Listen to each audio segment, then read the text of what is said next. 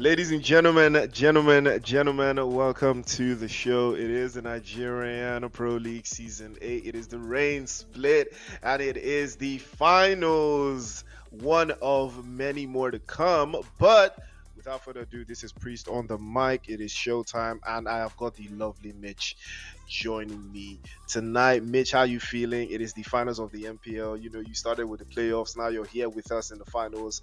How are you feeling?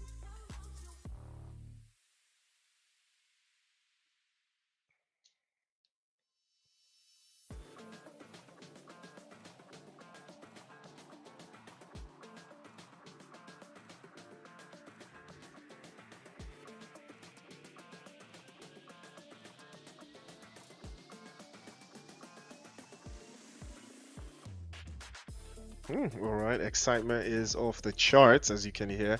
Mitch is excited. I am excited. It's excitement all over the place. And without further ado, ladies and gentlemen, let's take a quick run through of the teams that will be participating in tonight's final. Again, 16 teams have battled it all the way from the playoffs to the league stages to the super weekends, even to through the survival stage, but the survival stage was the final, just the nail in the coffin for some of these teams. And again, it's just unfortunate that some of them just couldn't make it to the final. But so far, Mitch, you've been following. Who do you think is winning? Who's taking the NPL Reign Split title today? No, no, wait. What do you mean some teams did not make it? What do you mean? Is there a team that I know I that mean, didn't make it? I mean, maybe. Oh my days. I hope the ball has made it. Oh my good lord. I hope the ball uh, has made it. They actually did. They actually Oh. did. They actually did. They did. They did with the skinniest margin, But again, point system is still pretty solid. And we Mhm. know that we now have five maps today. Being the final, we are going to kick off with Erangel, sorry, with Sanhok, then Erangel, and then we finish up with Miramar. Mhm. I don't know about you, but I'm excited the ball has made it. I mean, all the guys are ballers out there, so I really had to be there for them. You have to love the ballers. It's just, the name has to say it all. But I'm actually looking forward to see how the teams perform in this first game here in Sanhok, and probably expecting to see a new team winning. Actually, you asked me which team I'm expecting, and there's this team. And is it Angels of Death or what? It's Angels of Death, right? Unless I'm saying my own things. Yes, it is. AOD. It's Angels That's of the Death, team. AOD. Mm, Yeah, yeah, yeah. that's the team I'm They've been vouching for. they've been a team to watch so far though. They've been cool. They've been cooking. They've been really cooking, but I want to see if they will be consistent because they are one of the teams that finished on the upper part of the super weekends. I mean, or the league stage, one of the stages before, we got to the final and the survival stages. I think this they were one of the teams to look out for. They finished very strongly in those stages. I think they were top two, top three in the survival stage, so they did very good. But it's one thing to do good; it's another thing to stay good. So, Hmm. but for the sake of you, we're going to keep our eyes on them to see if they will do. If they will impress you today, because it's all about impressing Mitch today, right? I know they'll impress. There's one player in that team. If he doesn't impress me, he's going to quit PUBG Mobile. So he needs to do the best that he can do to impress me with skills. But that's not the only team I'm expecting. I can see there's XTC, Three Crowns. Actually, most of the teams here, I'm really looking to see what they can do. But as you can see already, we have the Angels of Death. They have a fight right here in Camp Bravo. So probably I will be waiting to see how they go about that. But it seems like Hush is already losing players to the Angels of Death. I mean, that is basically their name. They're here to Ooh. terrorize players. And we have the Hush player, their player 911, trying to get the knock there on danger. As you can see, SJ is low as well. Prime cooking up her nade. Is it going to be a Kobe? Angel of Death players are really not having a good time here. I think the caster's cast is fully dead. Since I say that's the team I'm looking at, but I'm hoping that's not going to be the case. Another knock is in there. Jay is down. Two players down on the Angels of Death with now two players remaining. That is eight. And Azrael. Oh, that one got his name from my Bible, I think. Well, That was very interesting, though. Hashi Sports are not backing down at all. Jay has already found his way back to the lobby. Toot Sweet in 911. They was able to give him that ambulance, that emergency, and escort him all the way back. Danger will follow him as well. Hashi Sports up to two now. Azriel and 8-8 are going to trade it off as he's also going to get knocked away. And 8-8 will be the last one left for AOD. Unfortunate way to kick things off. Hashi Sports have all the answers to any questions AOD want to ask. And he's been heard onto the first call, but the DBS will trade him off. And 911 will get the job done. AOD back Nah. to the lobby, Mitch. This is really sad. I think it's because I mentioned them and then the casters cast decided to follow them, but that was quite disappointing there to see the Angels of Death. Immediately I mentioned them, they've been taken back to lobby. It's really sad. I don't know about them and how they'll feel seeing that Mitch was mentioning them and then they went back to lobby. But I think these things happen. You've talked about it before, and sometimes it's just more than how you've been playing in all the other stages. It's all about how you play in the last stage. Do you still have the strategy? Will you be making the right calls? Will your IGL be thinking like Mitch? Because I'm the worst IGL, but it's just something here, Chris. But I'm actually sad for Angels of Death now. I'm not even excited anymore. Okay. Well, before we address that, I was looking through the comments and it sounds like your audio is not going to the stream, so I'm going to, No, now tap it to is. production to check, so I don't know. But it should Mm. be right. We should be good right now, right? Yeah, I just it's want to it's get a good. It's good. confirmation that we're good. All right, we're good. We're good. We're good. We're good. Anyways, yes, I do blame you for AOD's failure. Yeah, the caster curse. That's all your fault. 100%. It is all your fault. So, but outside of that, Vortex are looking very solid here, just outside of Ragnar's position. Ragnar did qualify for the finals by a lick of paint, just like 1 or 2 points onto the good there, able to get the job done. Noruka and Alucard trying to make something work out of here, but another grenade has been tossed and Alugard has to think twice about this one now. Again, Noruka's already making a play for it over to the right hand side. And Alugard has to be very careful. Pharaoh looking for a way to shut this down. And Alucard's been spotted again, but he will not be so lucky this time. Nickel gets the drop on him, but Noruka immediately trades one off. And that's one apiece now for Vortex against Ragnar. One of these teams has to give way for the other one. And Alucard has been exposed. He's probably going to get flushed as well. He does get flushed by Pharaoh. And that's going to be the end of the road for him as well. And speaking of end of the road, it looks like Three Crown Esports and Ecstasy have locked horns. Crusader is back into the lobby. Noruka has been spotted again. And that is another grenade from Lee just over the top. Doesn't connect, but the rest of the opposition will pull up to Let's his save, go. but he will not be saved this time. S12K will cut Nickel down to size. And Ghost has to be very careful. He might be taking hits there. He's been spotted. Lee goes down as well. Noruka.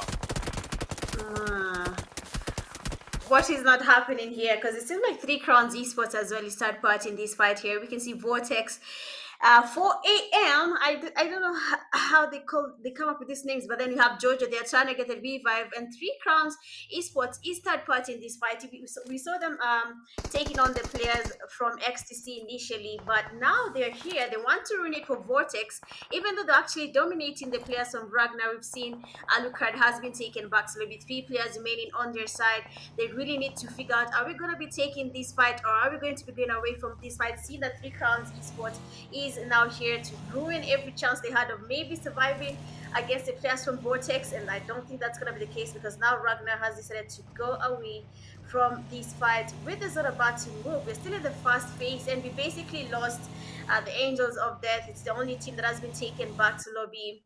I'm just wondering now what's going through the players' minds, seeing that already a good team has been eliminated.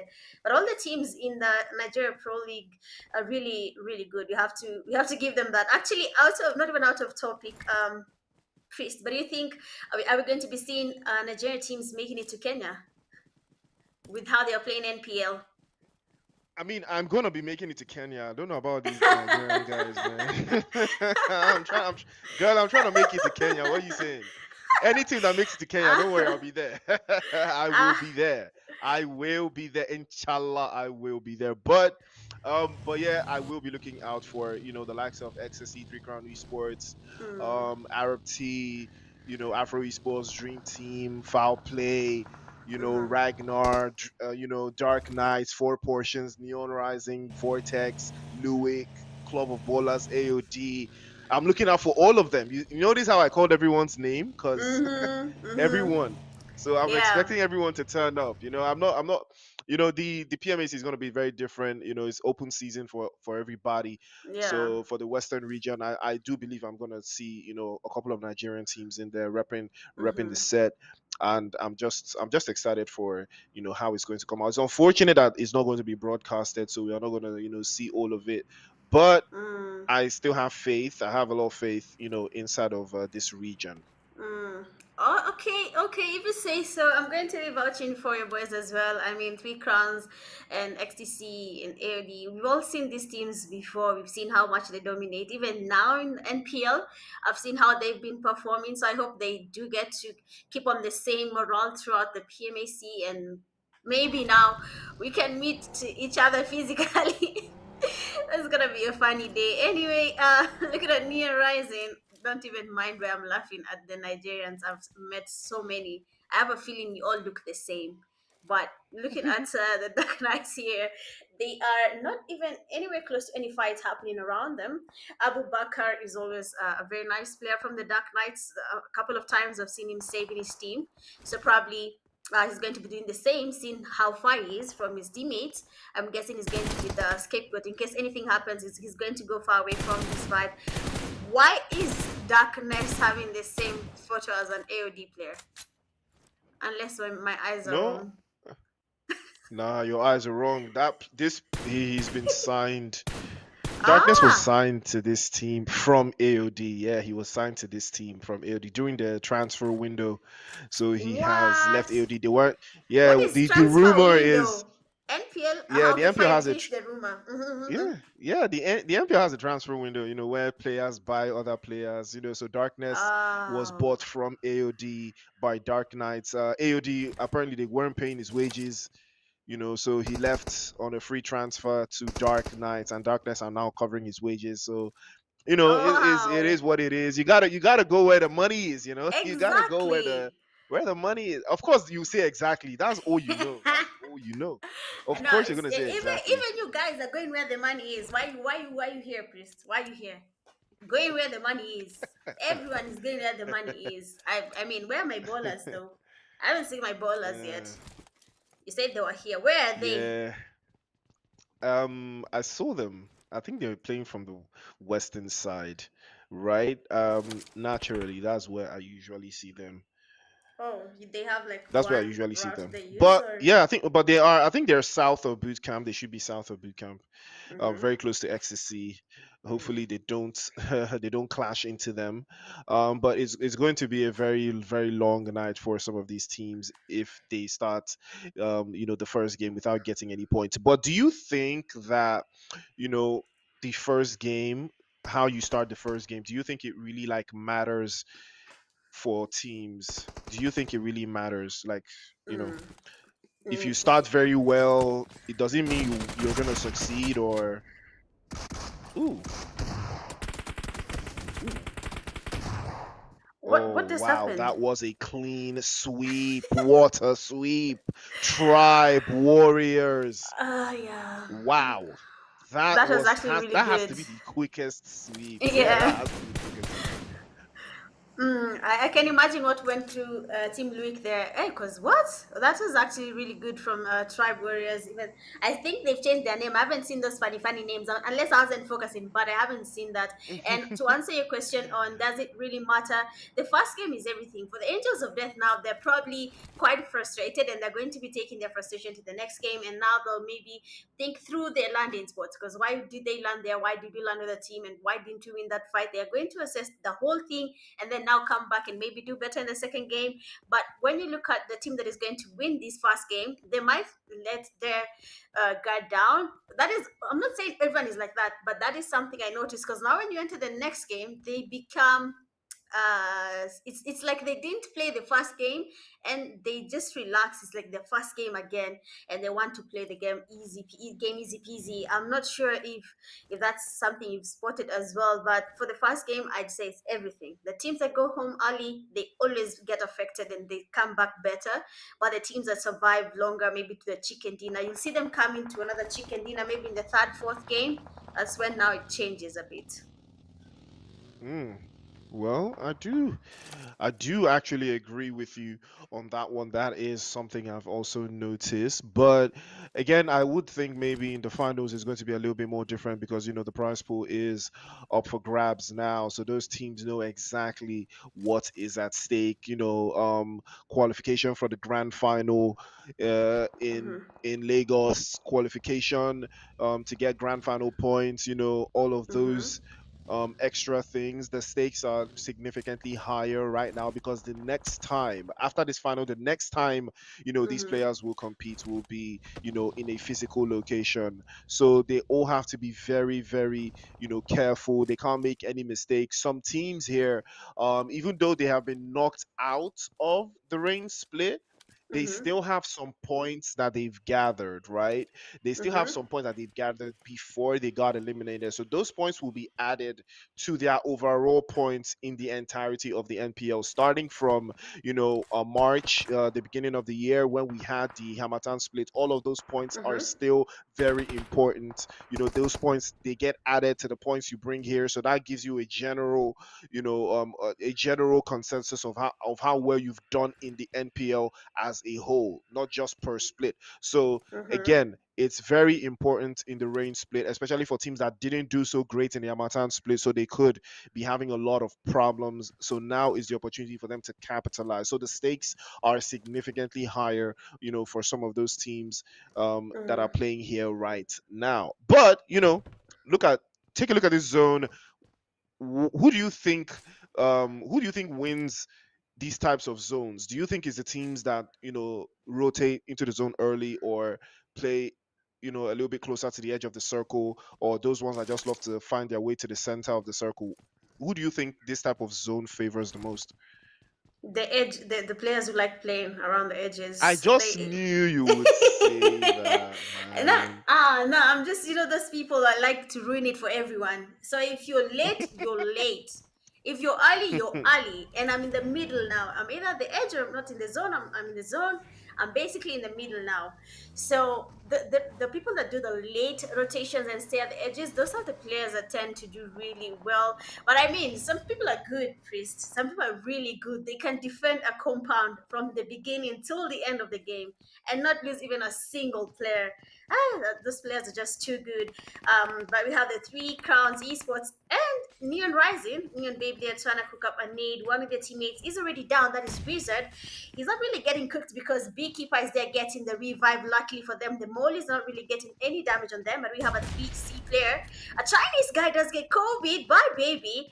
And now it is time for Neon Rising to go in for that push. This is basically an opportunity, an open window. Another knock is in there. Three Crowns Esports is really not having a good time. Their Beekeeper, they push their beautiful pre-fires in the DPS. They're getting some damage. What is happening to Nexus again? Why is it standing there? We can Ooh. still see a couple of knocks from back to back. Both teams are really doing their best. The Three Crowns, they enjoy trying to play on the aggressive, their beautiful spray from Baby, and we have an up there. Three Crowns Ooh. is not having an easy time right now. Neon Rising is about to silence the Three Crowns Esports. And just like Ooh. that, Three Crowns have been eliminated easy peasy by Neon Rising player Baby. I mean, I think it's the name, but that was really good from Baby. I can say that. It's Yeah, really good. yeah, that was very good from Baby Neon rising to the occasion yet again. That was a beautiful team display there. Unfortunately, they did lose two out of that one, but it is not the worst thing in the world. They will come out on top. Five Mm-hmm. eliminations to the good. They've lost two. Hopefully, that will not tie in that hopefully it doesn't hurt them going down, because they are playing, from out from Painan, I believe. So there could be an opportunity for them to at least hold that position of the zone for the most part. But that was excellent work from Baby there, going for the finish, actually getting the angle perfectly for that last ditch drop. So it did work out for him. Foul play on the other hand has see has three eliminations so far. They're looking very comfortable, very demure, very mindful. Darkness been spotted though from Ragnar, and a couple of shots being laid through from the camp. Again, the guys from Ragnar, I don't know how they ended up in the camp though, but it's going to be a very, very, very difficult rotation for them to get out of dodge from this position. Darkness there being spotted. I mean, he's at the edge here, and probably should be going to the zone. As you can see now, the blue zone is finally here. It is catching up with him, and it should get moving since now the zone has decided to go towards cave. And the teams that are already there are probably having a good time now, seeing that XTC Club of Ballers. Is it Club of Ballers? But they're there. I can see them now. They're in the building. But now Hash Esports play their prime, trying to cook up an area. We have a four portions of player right beneath him. Probably it's gonna be a Kobe. Doesn't really connected. We can see him doing a lot of reflexes here, changing from the grenade to the gun, trying to make sure he stays on point, making sure every single move counts. But then he almost made a mistake there. Prime almost getting eliminated. Now we can see the confusion. We can see him trying to go for the push. Beautiful knock Hmm. there and cover from El Chapo, and the four potions players have been able to eliminate Harsh Esports easy peasy. They are now in lobby thinking about their life choices, because what was that, Harsh? What happened there? Yeah, that was a hard one to watch.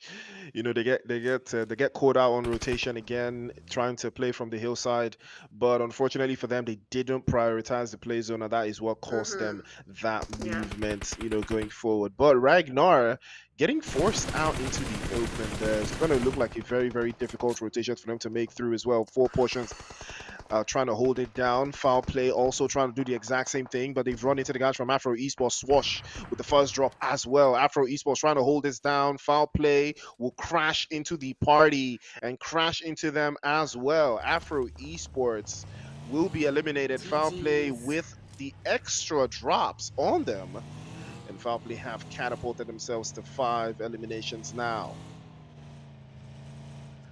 Let's go. Dark Knights are really playing on the safe side. If I'm not wrong, the way they're moving, they're really staying on the edges here, and probably listening to Mitch, because staying on those edges is going to work. You just give it time, Chris. You'll see what I mean by staying by the edges. And we have their Darkness does get the first knock on the foul play team with Souls getting knocked there, and we can see him trying to get the fast on that knock.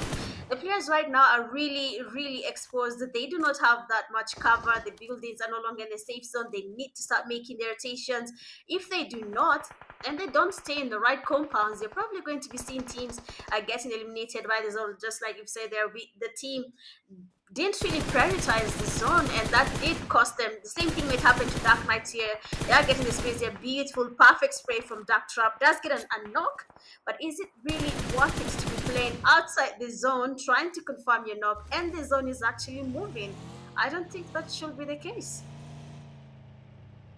Well, it's going to be a very, very interesting final circle, as we are heading into phase 5 of the zone now. Arab T getting caught out very, very deep in the blue zone as well. Looks like Atardo was the victim there, but I believe he will be getting picked up by Reckless, and Dark Knights are trying to keep the pressure on. Arab T, they're split in two parts on the other side, but it doesn't necessarily look like they will be able to, crash inside and hold into those positions again.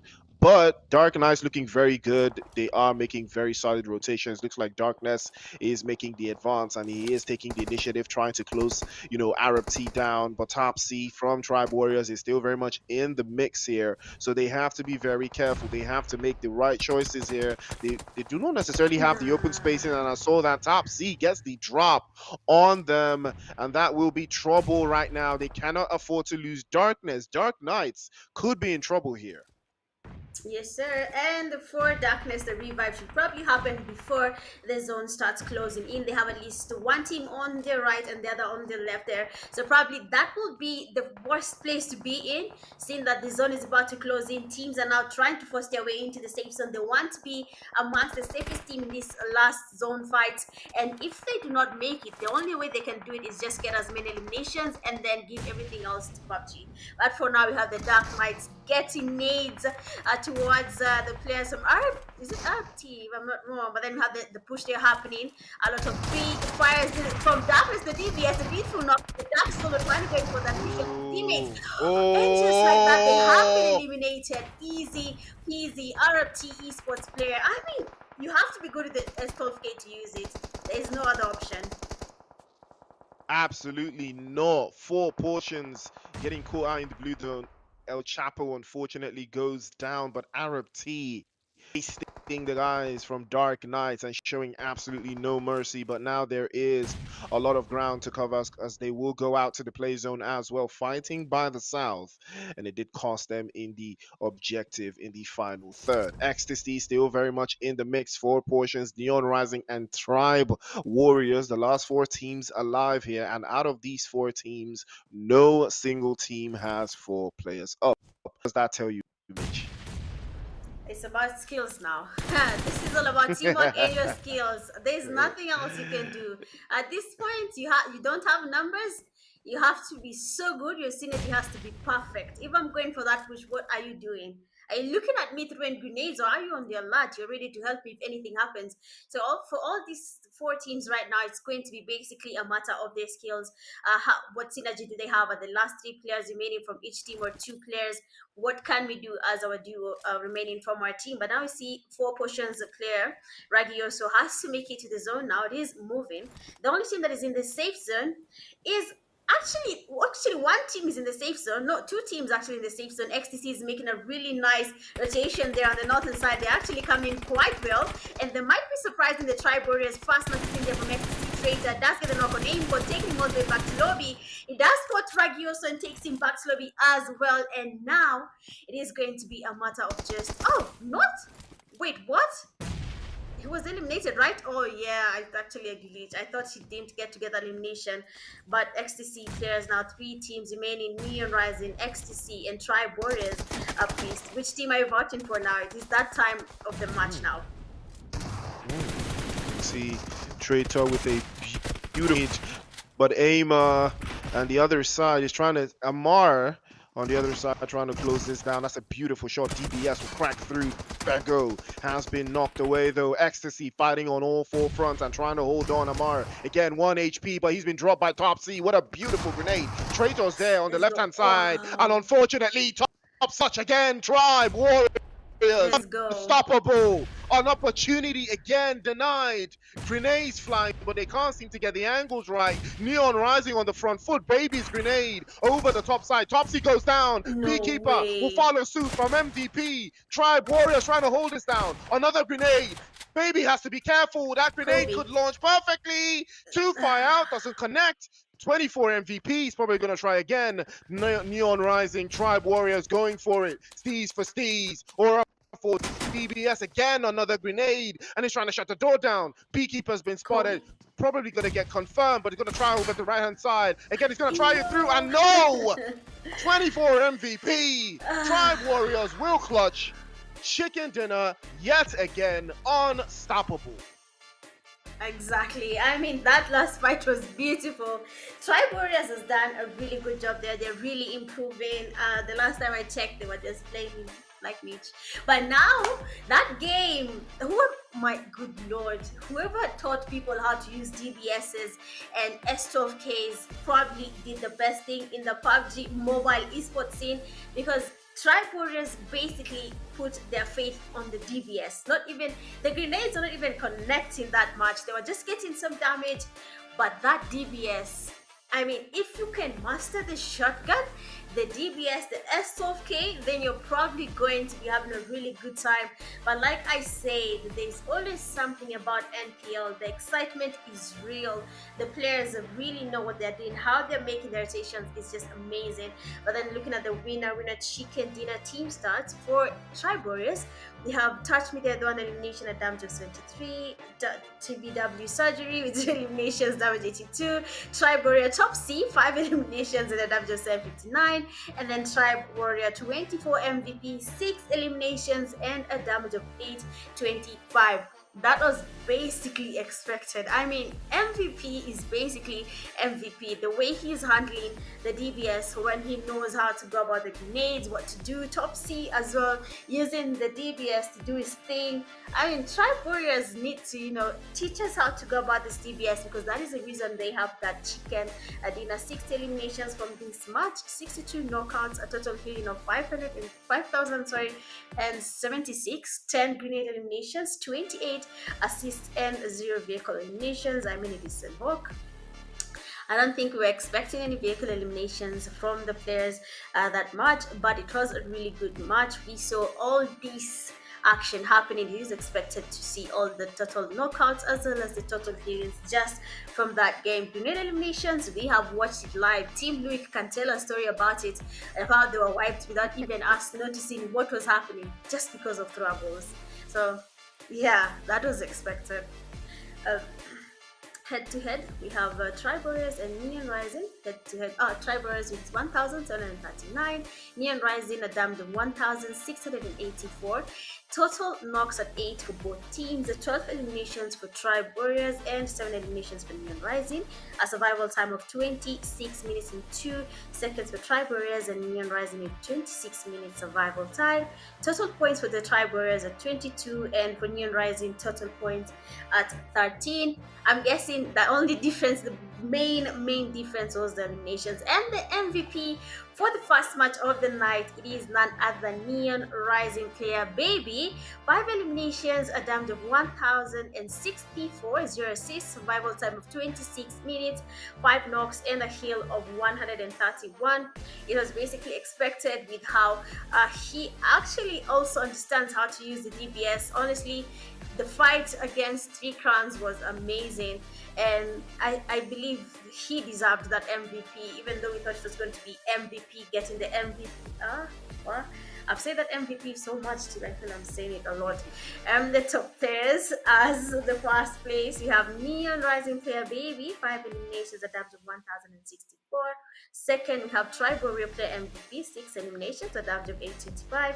Third, PlayStation 5, 6 eliminations, a damage of 742. Fourth, we have Tribe Warrior player Top C, 5 eliminations, a damage of 759. And fifth, we have XTC Amar with 3 eliminations and a damage of 703. Beautiful play coming from these players. Chris, did you expect anyone there? As you can see what you've seen now. Did you expect them? Yeah, I mean, the leaderboard is pretty cut and dry. Tribe Warriors starting off with a bang, 22 points to the good. Neon Rising in second place, 13. Ecstasy with 11. Foul Play also in the top 5 with 9, and in fifth place, 4 Potions with 8. Again, nothing too crazy, nothing too far-fetched. Arab T and Dark Knight sharing 6 apiece. Harsh Esports with 5. Vortex as well, cutting it down, so making sure it is a job well done. But 3 Crown Esports, unfortunately, only 3 points gathered so far. Ragnar with 2, Afro Esports with 1. Same with Luick and Angels of Death. Dream Team and the Club of Bowlers unfortunately did not get any points on the board for themselves, but it is not over just yet. That is match 1 of 5. 4 games to go, ladies and gentlemen, and the action has just kicked off. We just saw something very special from Tribe Warriors. Like Mitch said, they are DBS warriors, so we started to see that already. Hopefully someone is going to cure that madness, but until then, break. We'll see you for some Erangel action. Don't forget to like, share, and subscribe.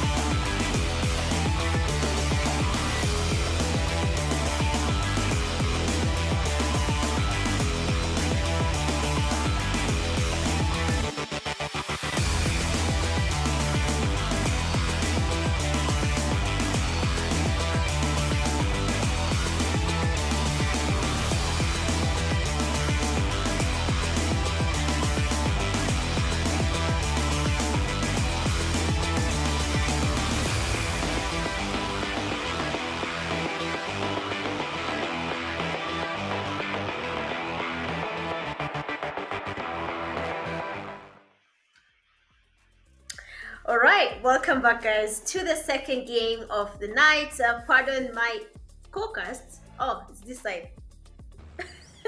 Seems like he has an issue with his net. But anyway, guys, welcome to the second game of the night. It is Erangel. I mean, Erangel is basically that one map that all the players are familiar with.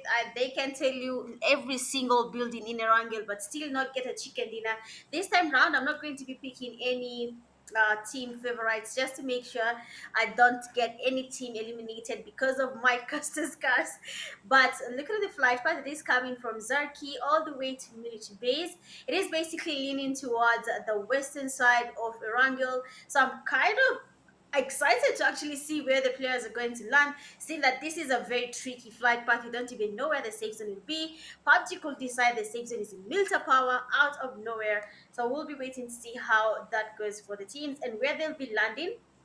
For the team that won the previous game, that is the Tribe Warriors, I hope they will be maintaining the same momentum. And for a team like the Angels of Death that unfortunately went back to lobby too early, I hope they'll have a plan on how to go about it. But looking at the game, we can see the teams have gone to land places they feel comfortable with. Tribe Warriors, Team Bluewick, Club of Ballers, Three Crowns, all these teams almost landing at the same place in Georgia Bowl. So I'm guessing there's going to be a lot of action on that side. We have teams like Angels of Death that have decided to go far away from the flight path towards school. Even the four portions, they have gone quite far. So I'm guessing some of them will be having a plan to engage later in the game. Hashi Sports as well, heading to Severny. That is also going to be an interesting rotation to see from them. But of course, the man is finally here, and he can tell us what do you expect from this second game, Priest, seeing how the Tribal performed in the first game. I mean, it's a very good start, from Tribe Warriors. I think us with technical difficulty. BOT! Wow! Danger trying to go for a three-piece here. Jay is coming in for some support, Wow! and again, he will be spotted. What a finish. Danger! The Danger Man. Three Ah, that was good. eliminations. perfectly executed. AOD have started to find their footing. I'm sure Mitch is going to love this one. Of course, of course, I love how they're doing right now. Scene, I mean, Danger. That was an amazing gameplay. He looked quite composed. I actually enjoyed watching that because when he got the second knock, he immediately turned and was ready to take on the third elimination just to finish the team. And that was really nice to watch. Actually, very satisfying. I hope when you're creating your highlights, you take that part only because that was really beautiful to see. But I'm actually happy for them there. They haven't gone back to lobby. I didn't mention them this time, Priest. I said I'm not mentioning any team. So we see how far they can go. Well, we are going to see for ourselves here. We've got a little something brewing. A little something brewing here in Georgia. And they could be asking a lot from the club of bowlers, Arab team. Oh, water spray from X. Beautiful spray. Skills gets knocked away here. Zaza looking for a way through and around Arab T.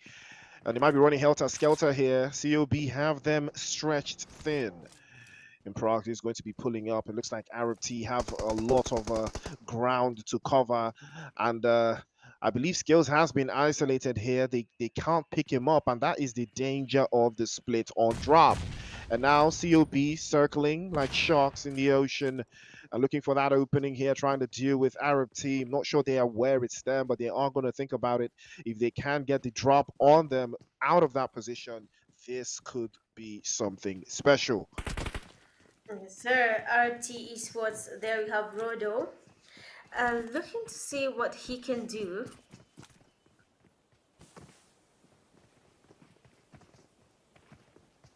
Ooh, unfortunate scenes here for Arab T. They have a man knocked down. And now Vix and Boggs looking for a way inside to close this down. Ninja low on HP, but he gets the first drop on Vix again. They're trying to circle it back. Oh, beautiful job again from Rodo closing that one down. COB lose one. Skills is still bleeding out. He's not been flushed. Zaza trying to peek again. Tries with the Bison to close that down again. Rodo gets another drop. Rodo going for it again. Rodo again. Oh, what a clutch. Nah. Rodo is the name. Do not forget Arab T. Clutch. And that will be the end for COB. Mm. And we have a game on our hands now. I mean, that was quite interesting. I've never seen someone that confident with an Uzi. And you're going against a DBS, but the last elimination was quite easy. I don't know what was going through the last player from Club of Ballers there. He basically kind of stood there. It's like he froze or something. So that was kind of the last elimination that was really easy. But the confidence from this player that is Rodo is actually really good. I mean, what is happening? Where is this confidence coming from? I mean, they're here to impress, right? You told them to impress me, and they're doing that. They're doing really well. The players here really know how to go about their games. They know when to engage and when not to engage. That's really a really good thing to see. But then so far, two teams have already been eliminated in the game. We're just in the first phase of the zone. We'll be going to the second phase of the zone, where we'll be seeing if anything else will be happening. Are we going to be dropping more teams, or we'll be waiting maybe till the end of the game to see more action, seeing that most of the teams are comfortable playing on the safe side. They want to be more on the passive and not the aggressive side of these games. But that is all dependent probably on the IGL and what he thinks will be the best thing for his team. It is all a matter of circumstance. What It's circumstance? all a matter of circumstance. The roles tend to switch, when you are playing high stakes in the finals of any tournament. I think sometimes Mhm. the context gets lost and teams get, dropped off again. But again, it's always going to be very important to be sure of what role you play in your team. Now, Three Crown Esports, they've heard the commotion, they've heard everything that's gone down inside of Georgia, but you can see they're not trying to commit, they're not trying to get into it. They're not trying to go crazy. They just want to gather as much intel as possible. But in the in the guise of doing all that, they still open themselves up to a lot of dangerous plays. They open themselves to a lot of dangerous plays. So that is something they have to be very wary of, because for me, I feel you always have to be very sure of your decisions. You cannot be second guessing, because you cannot dictate how other teams will react to a situation. You can only dictate how you will react and how your team is built to react in certain situations. Then, but eyes on the prize regardless. Three Crown Esports, will they commit to this against Arab T? I'm not Mm-hmm. sure, but I know that they're waiting here. You're just lying in wait, trying to see what position RFT is gonna pull out from, if they are going to cut right through the bridge and then get ambushed, if that could be a possibility. But RFT, they're probably aware of Three Crowns position by now, but we're gonna see. We're really going to see. Luik as well have not been able to get themselves on the right footing, but regardless, I believe they will be able to make something happen still. Yeah, definitely. The RT really needs to be on their alert there. Imagine if they're not careful and they just give 3 crowns and easy 4 eliminations without even struggling, because maybe they did not even expect 3 crowns esports to be there. So we'll wait and see how that goes for that team. If we're going to be seeing any action between the two, either RT or 3 crowns, who's going to be taking on the other, because Rodo is really enjoying his vehicle right now.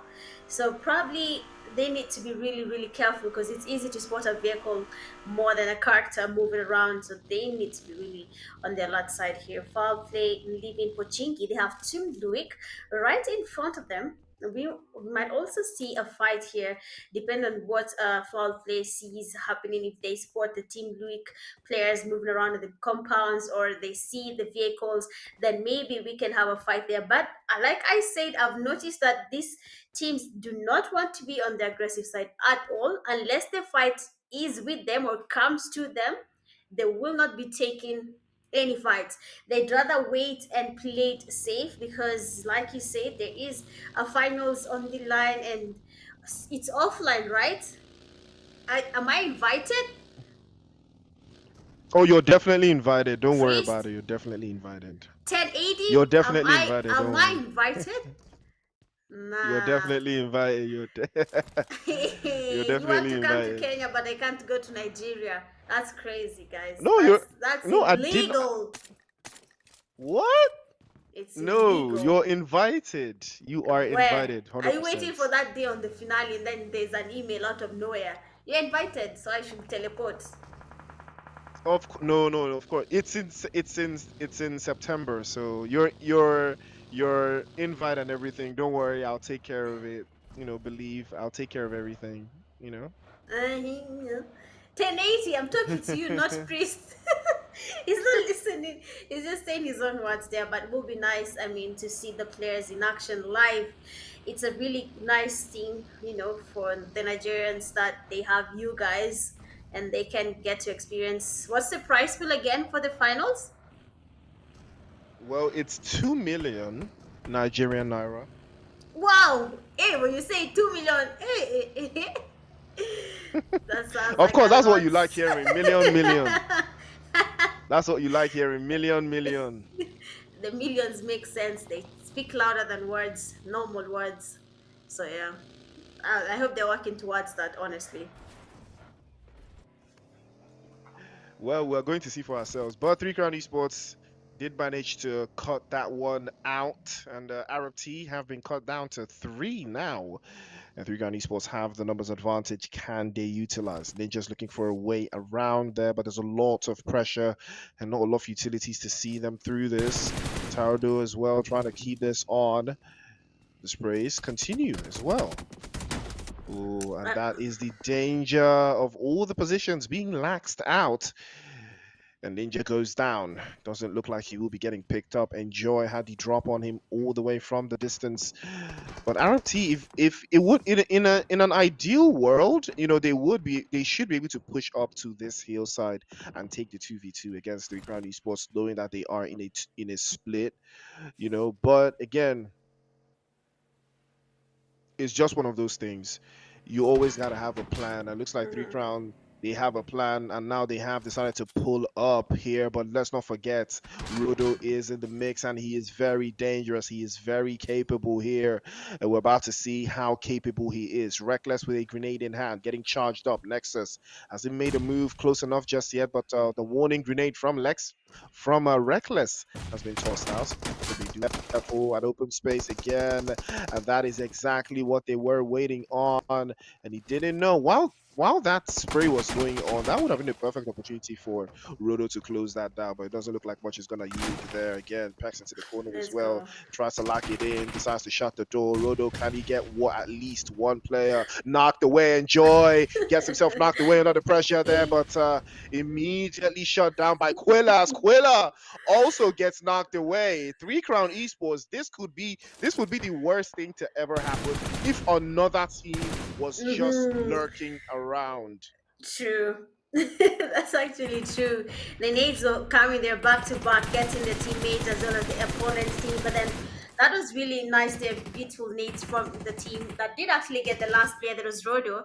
And now here we have Team Luik. Finally, they have been sported, and we have at least four teams here because you can see the four portions. You can see Team Luik, there is Vortex, and we have the team that is foul play on the other side, that they're quite far from everyone else, but we have all these teams almost at the same place. So probably Team League right now is going to be forced to really defend this compound without losing any single player, because everything is tied to, once you get at least one of your players knocked, that's it. You start panicking. If you're not good with pressure, you start feeling the need to get the revive or start to be on the aggressive side, and you might end up losing the players. So I'm really interested to see what Team Luke will be doing here now that they have all these teams almost surrounding them at the same place. Any wrong move could have any of their teammates knocked there. But we have XTC players taking on Neon Rising.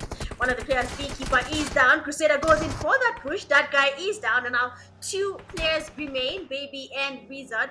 Baby is going away from this fight. We've seen how good Baby is before. We've seen him taking on a fight, but then this time round, they do not want to take this fight. But what they do not know is that they have a team that is Afro Esports in the school apartments, and they will be sported, probably taken back to lobby if they do not make the right calls. And we have them engaging in this fight. One of the riskiest places to play in this Erangel is the school apartments, just because you cannot understand the steps. But if you do, then this might just be your best place to be in. You can get as many eliminations as possible because of players who are not familiar with the different styles that come from the different steps or other floors in these apartments. But since Fisty does not even play PUBG, he probably doesn't even know the difference between first floor and second floor's steps. They all sound the same to him. I'm 100% sure. True or false, Yeah, Priest? at this point, Mitch will say anything, But I'm saying that. but I Oh know my for a fact days. that, yeah, Mitch, we should 1v1. When I come to Kenya, we're going to play 1v1, and everyone is going to watch. Once and for all, this debate will be settled. It will be settled. I don't know what they are saying in the chat. I don't know what these guys are saying in the chat, though. Like, I'm not even sure. Because I'm reading the chat right now. It's just hilarious. It's just hilarious, though. Someone said Dream Team are not good when there's no bridge to play. That is crazy. Do they That play is there crazy. They mostly? said they can't play. Yeah, they do, but to say it out loud is devious stuff, man. That's devious. But the game is the game regardless. And like like Mitch said earlier, apartment buildings, the school apartments is nasty work. I don't like this area because of the stairs. A lot of camping goes on here. A lot of, or they call it strategic waiting or whatever. It just goes on here, Camping. and I'm not a fan. I'm not a fan of that, because I believe in coming outside and just taking your ones like straight up, no back and forth, no long stories, none of that extra stuff. You just gotta stand on business. Neon Rising now trying to lock this one in, playing as a two-man against a four, or rather a three-man Afro Esports. Again, I don't see them coming out of this unscathed. The Vortex will be going out this time around. Looks like Tribe Warriors have started to sink their teeth into the guys from Three Crown Esports. 24 MVP Mm. is locking things down. Yes, sir. I mean, MVP is a good player. At this point, you have to give him that. And I'm hoping to see more of his DBSs play because, that guy can play. Oh, that's actually really good to see. But for now, you have Neon Rising. They are not really having anything happening on their side. They can hear the teams from the players from Afro Esports getting closer to them. They want to engage. Nades are going towards Neon Rising player Baby, almost getting a Kobe. But for Squash there, he might have just cooked up that nade too long and did not get any elimination on that players from New Rising. Now the Angels of Death, we can see them again trying to dominate another team that is four potions, basically using the sticky bombs there, trying to get the knocks, the damages on the players from four potions. The push finally happens. Beautiful spray from 8. We have the fast knock in there. Immediately does go away from the players, and just like that, the teammates of Angels of Death join the party. They help their teammate 8, and they do get to eliminate four portions with their player Jay still in the game. Unfortunately, he was not there, but luckily, I mean, they have good teamwork, so that was something we expected to see from the Angels of Death. Neon Rising, they did go away. They went to school now. School grounds, school apartments, everything is just wrong with the name school, and they should probably go far away from school and find somewhere that makes sense. We'll be seeing how they go about this. What are they going to be doing? What are the calls that they are going to be making? Seeing that Neon Rising already lost one of the player again, and it's only Wizard remaining from their team. Really, really sad news there for them. Well, there could that could have gone way worse if you ask me. Why? That could have gone way worse. It could have just gone way worse. There were so many opportunities for that to, go way worse for Neon Rising. They could have lost everyone, but they still have someone left to carry them or drag them through. We're going to see if they will live up to that expectation. But the action doesn't stop regardless. All eyes on the prize. And now we will know that every single thing that these teams have been hustling for at this stage probably going to yield something. But Lewick, on the other hand, one elimination so far, 1 point added in the game. Currently, sitting at the bottom echelon. They do have an opportunity to rise above, though, get more points than Vortex and Ragnar. But they need to rise to the occasion. I really want a team, from the at least from the bottom 9 to 16 to get a chicken dinner and shake things up, just to keep the pressure on. Right now, Three Ground Esports did lose, I believe, two of their players to potentially, the likes of Tribe Warriors as well. But again, now they're down to two. The strategy has to change. There's teams that once they lose one player, it doesn't affect how they play overall as a team. And then there's teams that Mhm. once they lose two, it still doesn't affect how they play as a team, as opposed to other teams. But now you have, the likes of AOD putting in that work, 8 eliminations off the rip. But the crazier thing? Mhm. In games like these, AOD doesn't win. They don't win. In games like these, where they start very strongly, games Mhm. like this where they start very strong, they usually don't win. What do you mean? I feel like they're going to be winning this game. I don't see what you're seeing, man. I don't see it. They're going to win it. If they don't, then probably your cast is the reason. But they'll win. They'll win. Don't I remember there's a game I was here and they were dominating and they didn't get a chicken. I guess I do see what you're saying, but nah, they need to do better. We have a team there crossing right in front of 8. Beautiful spray there. Doesn't really get any much damage on the ecstasy players.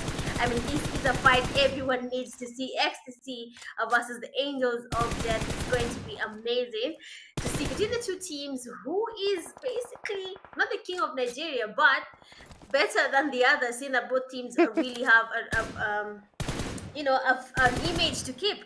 So probably we'll be waiting to see. I've not seen that much of Bego. What happened to Bego these days? He was dominating those days. Is he still dominating even now? Or what has changed? Or do we have like new Begos in the building? Well, What I heard, the rumor going around is like, his girlfriend doesn't allow him play much these days, Hey! that kind of thing. But I could Nah, be that's wrong. a They are all lie. rumors. They are all rumors. I mean, esports. It is not a room back into the lobby at the hands of Wizard from Neon, and that is another one biting. They were able to seal at least one elimination, but it's not enough. They need much more.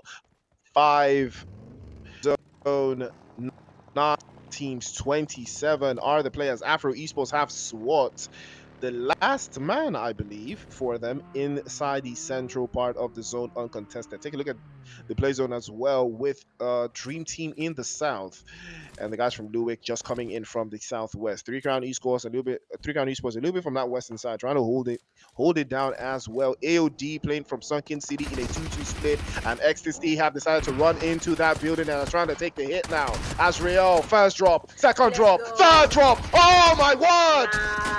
AOD will close the curtain on Ecstasy, but What? Traitor tried to close that one down. Nah. And another one again. Traitor as well. Takes 2 for 2. Nah. 8-8 close down. The split hurts.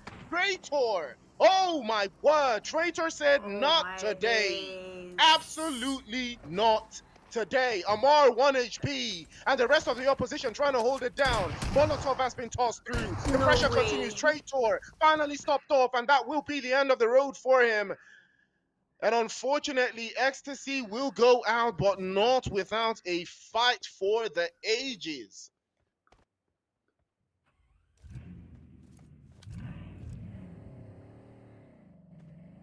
I think I lost first again.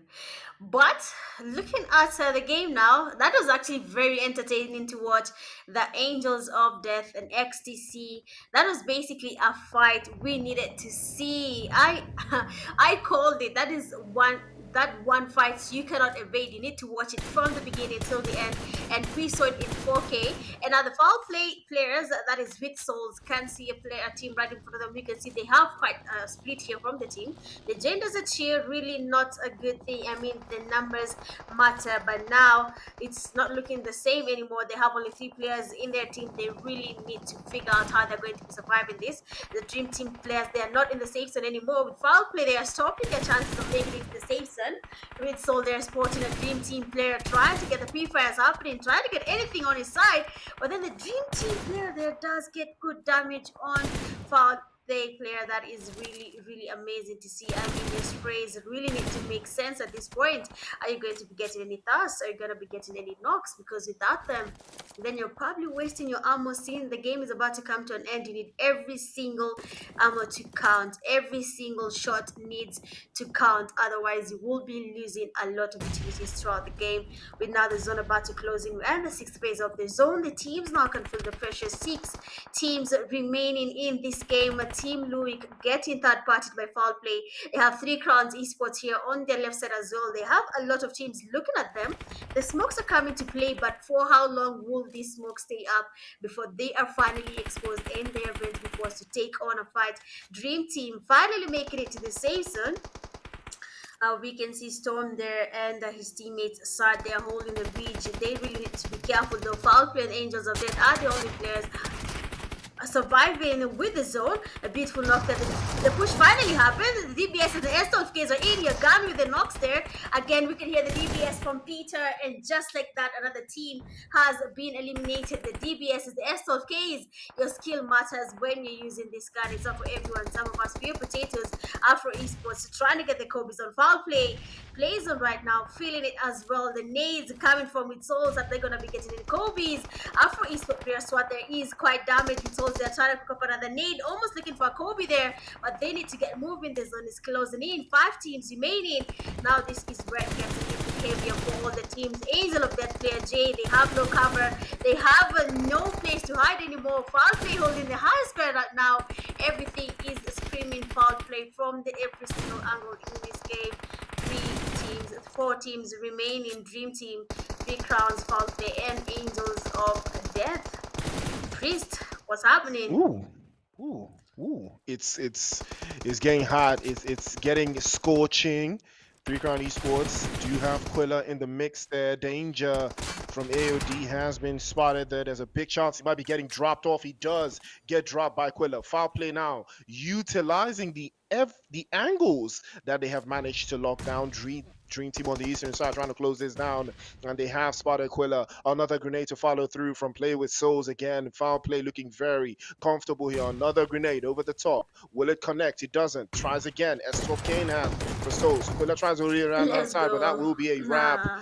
and that will be the end. Three Crown Esports will go out in three. And these two guys really thought they were going to run Oh. across the road and nobody was going to see them. Not this time. Invisibles.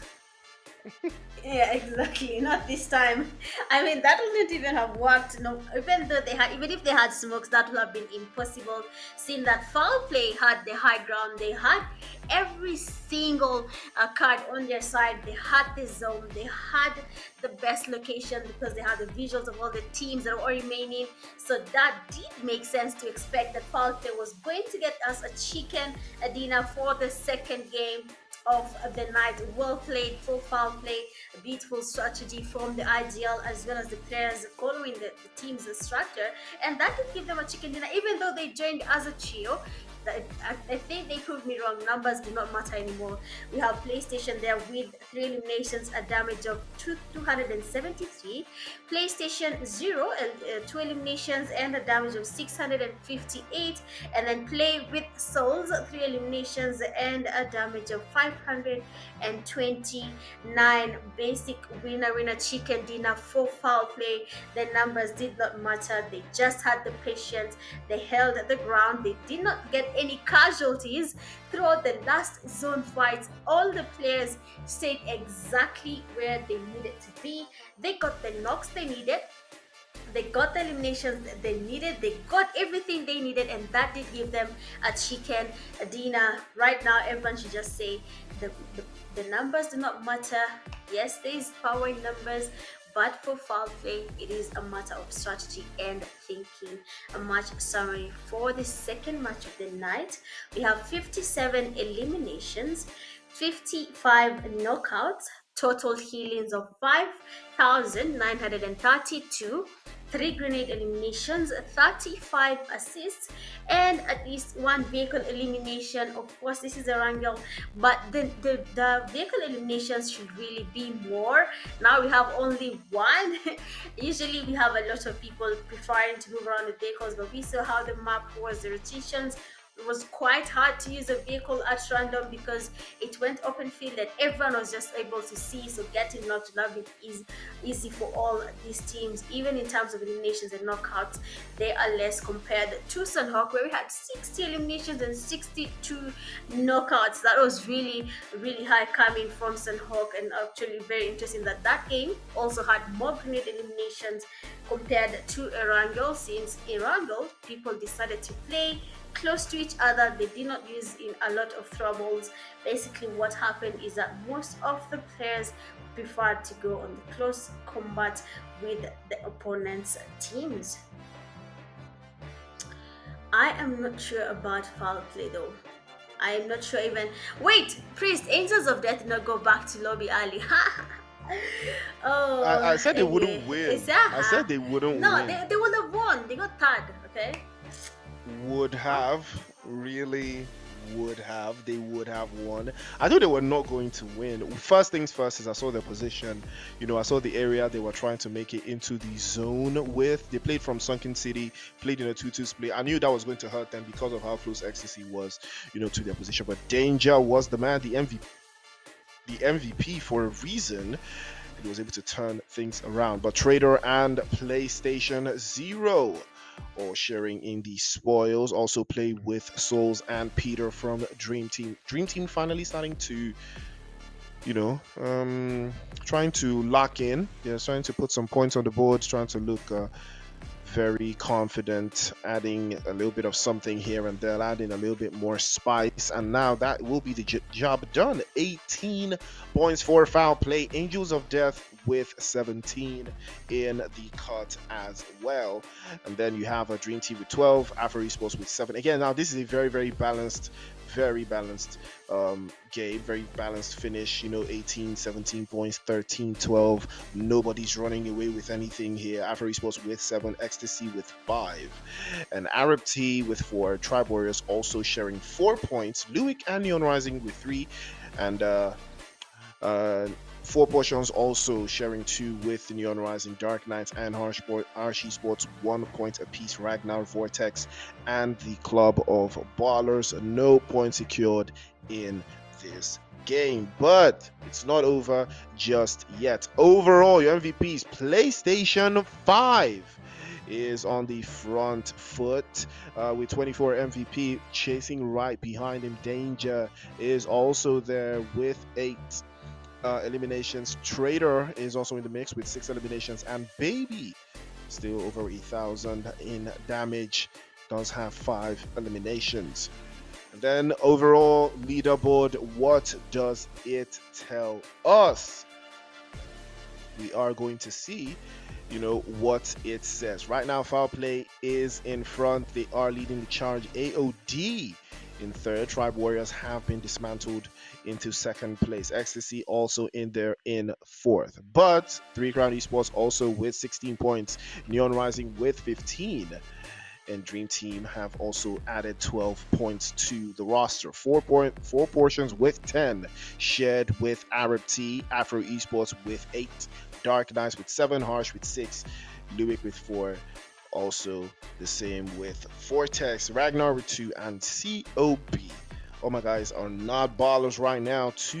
No points after 2 games. But, more to be done. 2 games down, 2 games down, 3 more to go. Again, we are locked in. We're looking very good. We're looking very solid. The action continues. We'll be right back after the break for some more PUBG Mobile action.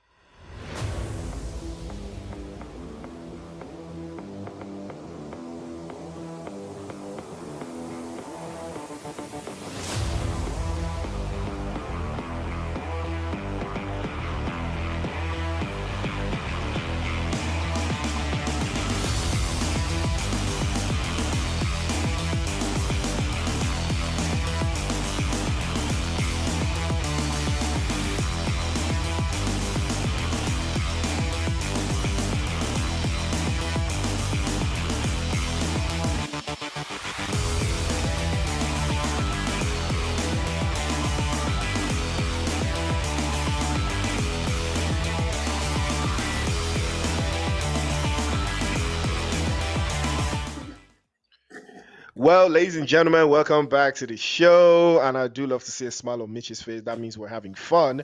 But it's the MPL, the rain Ah, split final. 2 games down, three more to go. And it has been action packed. The leaderboard is not stretching, as wide as one would have expected. And that is what we love to see. Now, we just saw foul play take Erangel.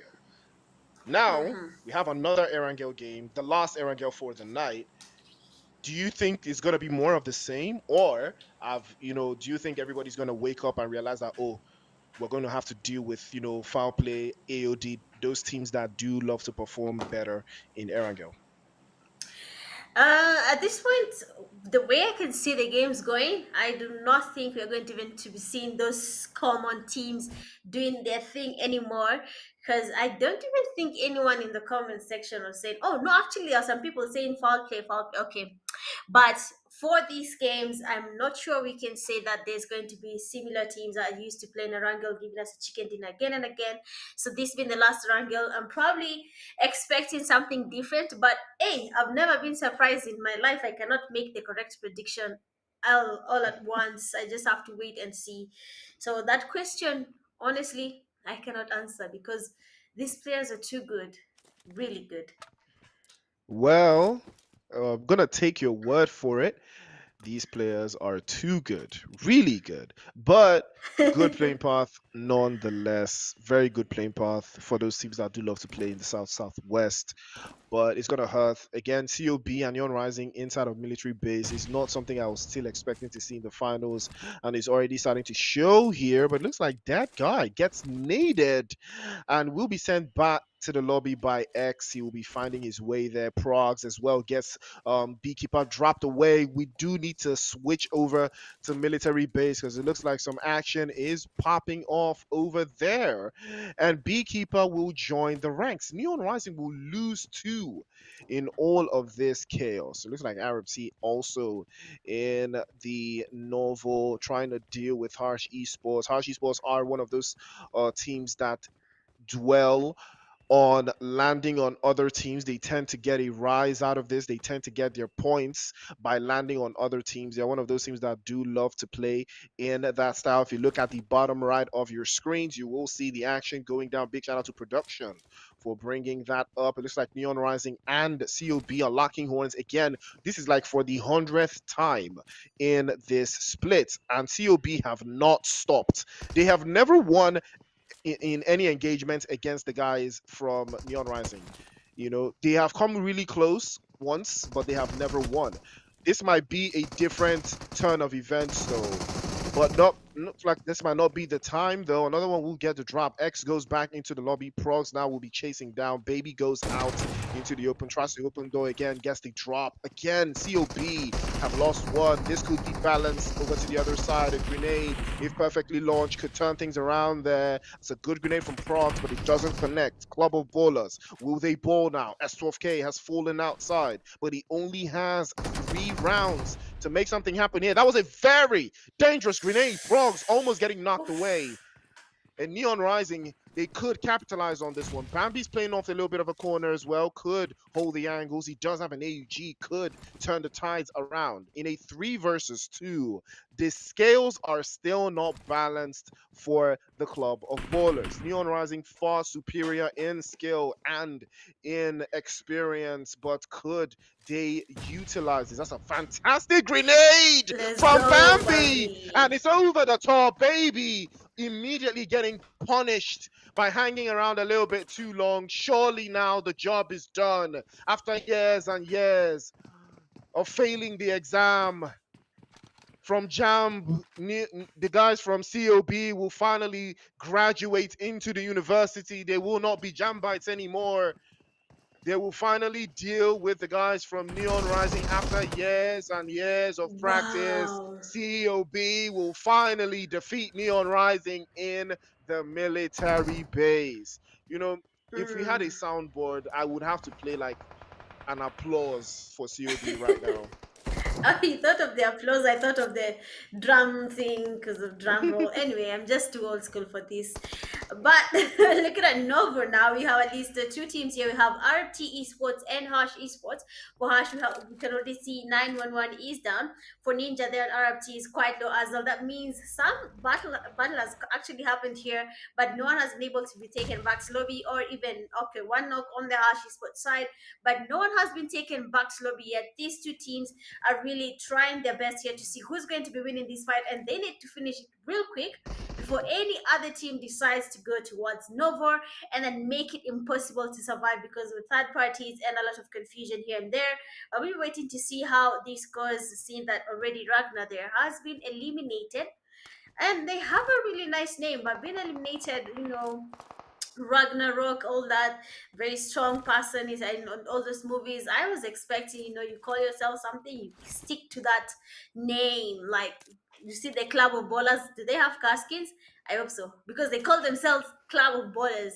And now we have harsh esports. They also have to be really harsh with their gameplay and make it really, really hard for players from RT. But I'm not sure. The Arabs are really good at the game though. The Arabs, I can never go against Arabs. So maybe we'll see something coming from them. But as you can see, Harsh Esports there do not want to go for that push. And RT as well do not want to be the ones leading the push. You can see what's happening is that Harsh Esports player Ronax actually knows that there is a player on the other side from RT, but he cannot risk exposing himself because he knows as soon as he does that, that will be an easy knock, which will be basically that one loophole that the players from RT were looking for so that they can be able to go on the aggressive side. Well, the Excuse me. aggressive side would most likely be the best side or the wiser side of attack for a team like Arab T. But again, there's a lot of opportunities, to circle back. Novo probably going to force them to play out, but they do have the zone in that southeastern side, so I think they will be hanging around there for a minute, hoping one of the guys from I believe Hershey Sports makes a mistake and they can capitalize on it. But right now, Mm-hmm. Vortex, they were able to deal with Ragnar. They did lose one in that exchange, but it did not stop them at all. Foul play, playing outside of Pochinki.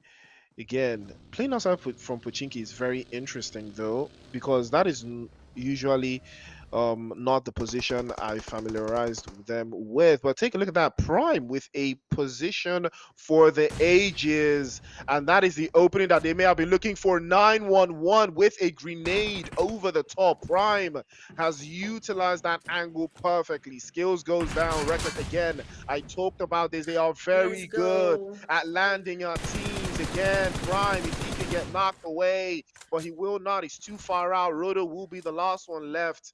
And Arab T will not be able to capitalize here. Reckless is too far out. Will not be able to do much. He does get the knock on, but there's nothing he can do there, though. If I was Roto, I would go for this, though. I would actually go for it. Oh, But, wow. and uh, nah, players, that's just wrong. That's players. just wrong, man. That's just wrong, man. 911 calls the ambulance again, and I they will mean, be if you can do putting it, them why into the not? ambulance. Why not? It's just it. Like he knew it. It felt pre-planned. He waited for that elimination, and immediately he finished because he knew as long as I'm going to get that elimination, and then look at me. This is the event I'm going to be doing. So. It felt so I don't know, it just felt heartfelt. He wanted to do that, but we have the players there from Four Potions Sporting Team Luke player, that is Razor, and they might just be going in for that push depending as well.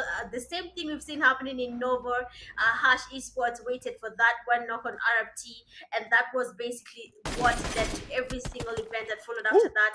That's the same thing we'll be waiting to see here for Team Luik and the players on Four Potions. As soon as we can get at least one knock, actually the tables have turned because now the Angels of Death are now third party in this fight, and Aimbot is down. Jay is making sure that one knock goes back to lobby. There is no way he's going to let this player not get revived. Sorry, get revived at any point. He's going to make sure that's not going to be happening. Four potions players now can't feel the confusion. They feel the pressure. Team League players trying to go away from this fight. They really need to be on their alert now because Angels of Death are here to get the chicken, and they're looking for every single way to get as many points as well on their side. See that actually. When it came to the overall ranking, it's really interesting to see Tribe Warriors went second and Faulkner went first with just 1 point away, and that did change the notion of the first game matters. At this point, you can't even say the first game matters anymore unless you're playing PMGC. But Ex- no, doesn't even That's matter an interesting anywhere. take, though. That's an interesting Nah, take. it's real. It's real.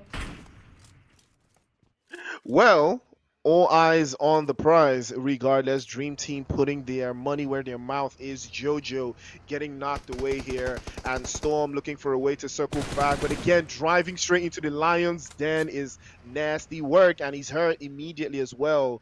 And that will be another notch added to the belt of Vortex. They are climbing up the ranks, adding more and more bodies in their wake.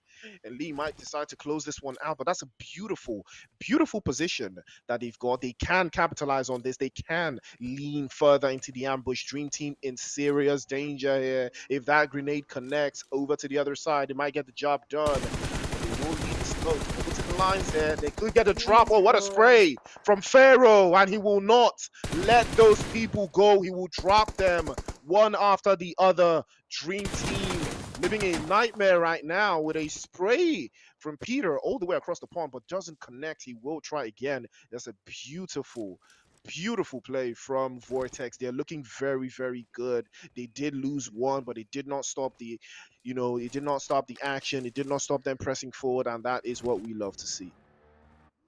Mm. True. The players there from Vortex really, I really enjoyed that spray.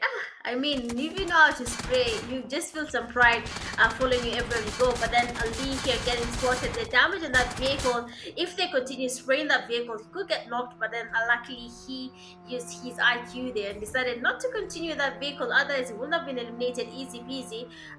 Seeing that it was really low, Vortex now has the Dream Team players getting closer to them. Probably will be seeing a fight there if they intend to engage in that fight, but it's never that serious. It's not a must for you to engage in that fight if you do not want to do so. Team Luik here with the Angels of Death and four potions.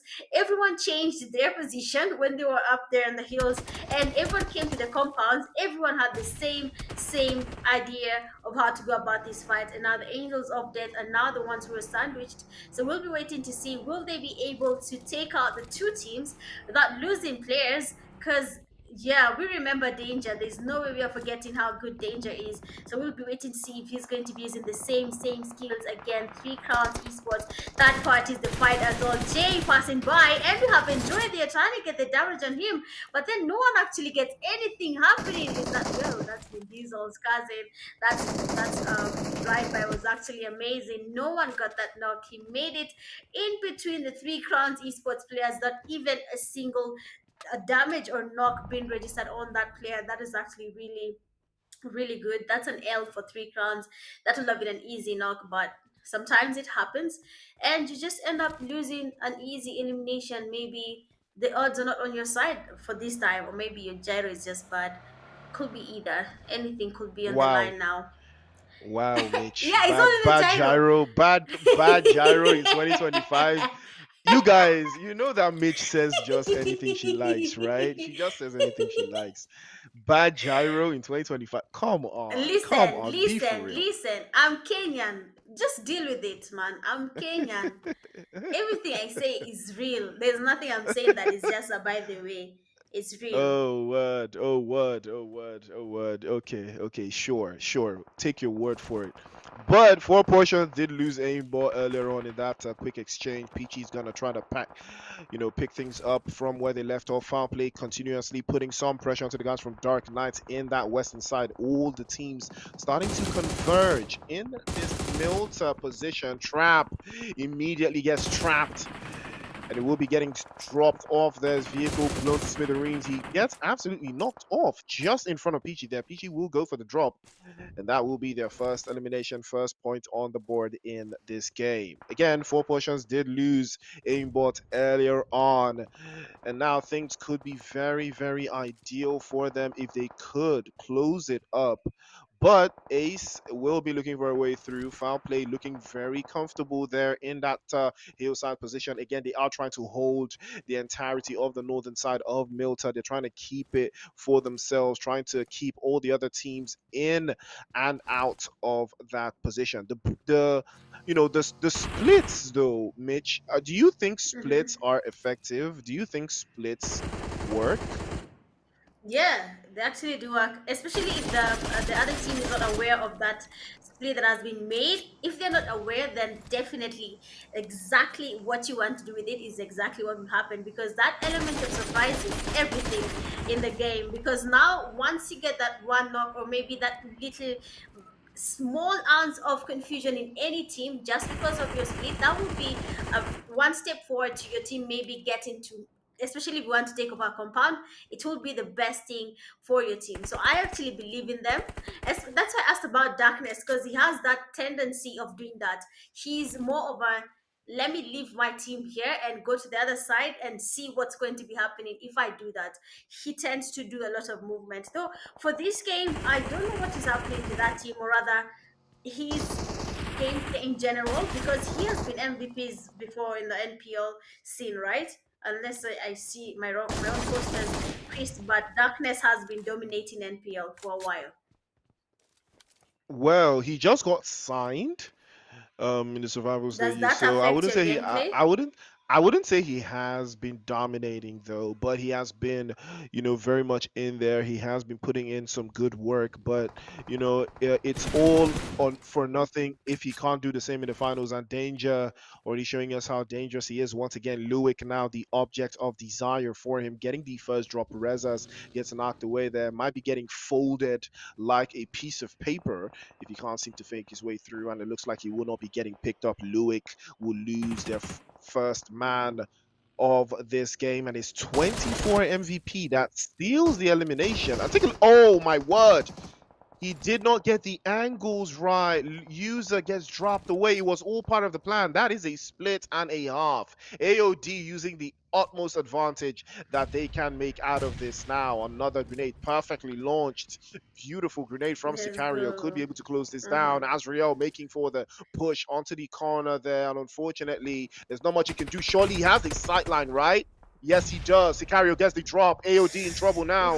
And Azriel has been knocked away. They have to hold this down. Luik have to use this on, but AA gets the drop. Beautiful. Grenade over the top side. Could close this down again. Yagami has to play behind him and has to provide some sort of protection, but it doesn't look like much can be done. Sicario has given away his position. Danger has him locked and loaded on site. Sicario goes down. Jay shuts him down. And Luik in trouble now. They're creeping in through the window, looking for a way to close this down one by one. Yagami is trying to get the reset up, but they know that this will be the job done. Bro, Yagami goes down. Molotov to follow through, and that will be nah. good night. Luik will bow to the Wow. angels of death.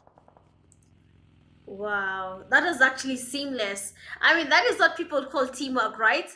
Because what was that? That was actually beautiful to watch. How the Angels of Death figure that out, going together, getting the nades, the mollies, all of them in that building, and not even, okay, not doing like 3 crowns and knocking your teammates. They just stayed online and they were able to get the eliminations on Team Louis. That was amazing to watch. I live for such scenes now. I love it when people start doing that to each other. When now we're choosing violence, you don't want peace at all. That is when the games start making sense. But then have Vortex 4 a.m. There will be getting closer to the Angels of Death. We have seen how the Angels of Death are now here. They're out for the win now. They're not taking anything other than a chicken dinner, and they're doing exactly that. They're meditating, they're pushed, they're meditating how they're going to be engaging in the fight, and probably that will be something that will work out for them in the long run. But they have to remember the Four Potions, the team is just behind them. They're waiting also for a chance to engage and maybe a loophole to be able to get a knock, and even a thirst on the Angels of Death players to be able to reduce their numbers for an easy push for their team to be able to get the wipe on AOD. For now, the game is becoming intense. Third phase of the zone, we are going into the fourth phase of the zone, and I want to see what will happen. I mean, 12 teams remaining going into the fourth phase. That's going to be a little bit heavy, especially for people who do not have good devices. It's going to be quite strenuous to survive this. But remember, you signed up for this, you wanted to be in the NPL games, you have to be ready and prepared for when you have to engage in such a battle where teams are not going back to lobby at all. Tribe Warriors, they're losing some players, foul play and Tribe Warriors. The margin is basically one point away when we're seeing the overall points. But as you can see, there are some teams trying to third party the fight here. Foul play, trying to get the damage to the players as they go in for that push. The Tribe Warriors players, one of the teams that is top C is down. Nades are getting picked up by plays. So now we're going to be seeing any Kobe's. PlayStation is down because the Tribe Warrior player did get the splits that we were talking about, and it is making it impossible for foul play to even cook up a nade for the players from Tribe Warriors. One of the teammates is still down, that is top C. They really want to find that loophole to at least get even one more knock, and they'll be going in for that push. We have Aimer getting the Kobe again. Is it going to be working for them? There is none on that roof. Their Blazon does get knocked and fasted. We can see the taps coming from literally every single angle. The club of ballers third party in this fight as well.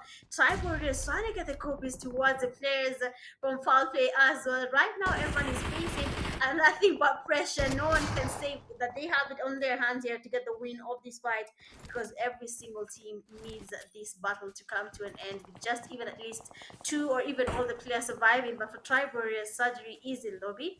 Three players remain standing, trying to smoke up the whole place because they have people third party in the fight. But MVP and his teammates are very dangerous hold here on the stairs. I mean, an S12K and the DBS, they're waiting for you to go in for that push. One small mistake, and that DBS will be relocating your hairline. But that's not even something they should be worried about. They should be worried about the people right on the heels there, because that's where all the action is going to be happening if you're not careful.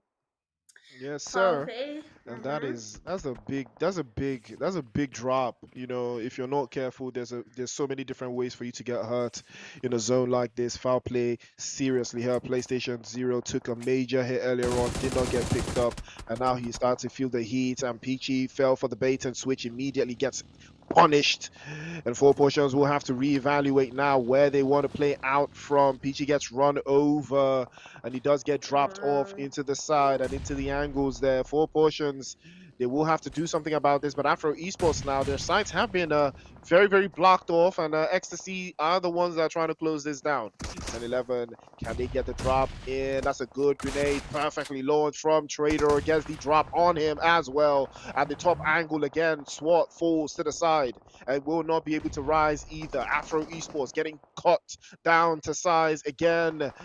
And there will be no Afro this time. It is all skin cuts. let's go.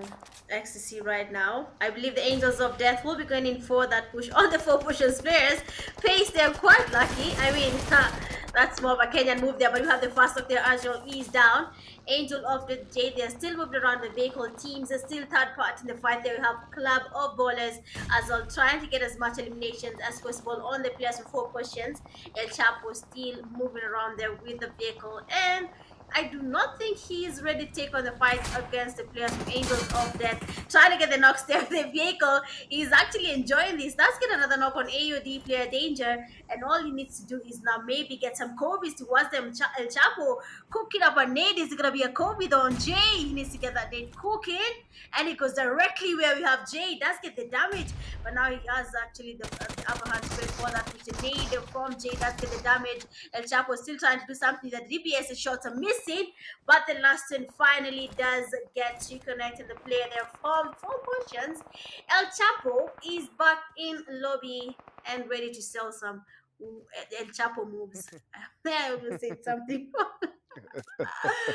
Well, that was I, unfortunate for four portions. They did get swept away there by the guys from AOD. AOD showing exactly why they are the best of the best. Now, COB trying to find their way into the zone. This is the COB I know.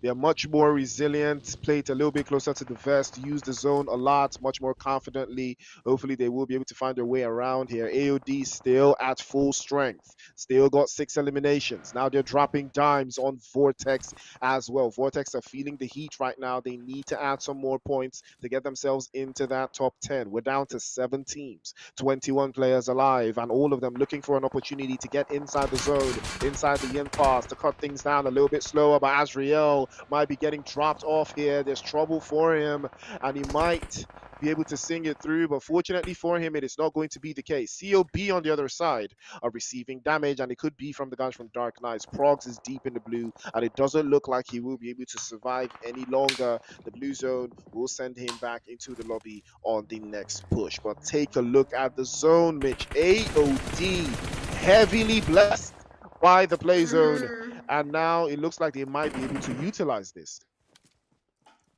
Exactly. I mean, they're basically in the middle of the zone now, and everyone is not in zone, and they need to make it there. The problem is, all these other teams that are outside the zone, they have teams looking at them, and they are making it impossible for them to make their rotations. But then have Vortex here; they will be looking to go into the zone now. With just 6 teams remaining, the club of ballers have been eliminated. Quite unfortunate for them there, but Angels of Death are holding this place together. They do not want to move. They know they have the zone. They have the safest place so far, unless PUBG decides to change this out of nowhere and then we go back to the ridges. But for now, Angels of Death are having the time of their lives. XTC, on the other hand, I've seen them making rotations before, and XTC can't be quite composed when it comes to the rotations, picking a compound to go and evacuate the people trying to hold it. But they have to be really careful because of this one player called Neo from Afro Esports. Might just be the reason XTC will be having a hard time in case they are aware of his location. Look at Darkness, they are quite exposed to Neo there. Neo also really thinking about his decisions.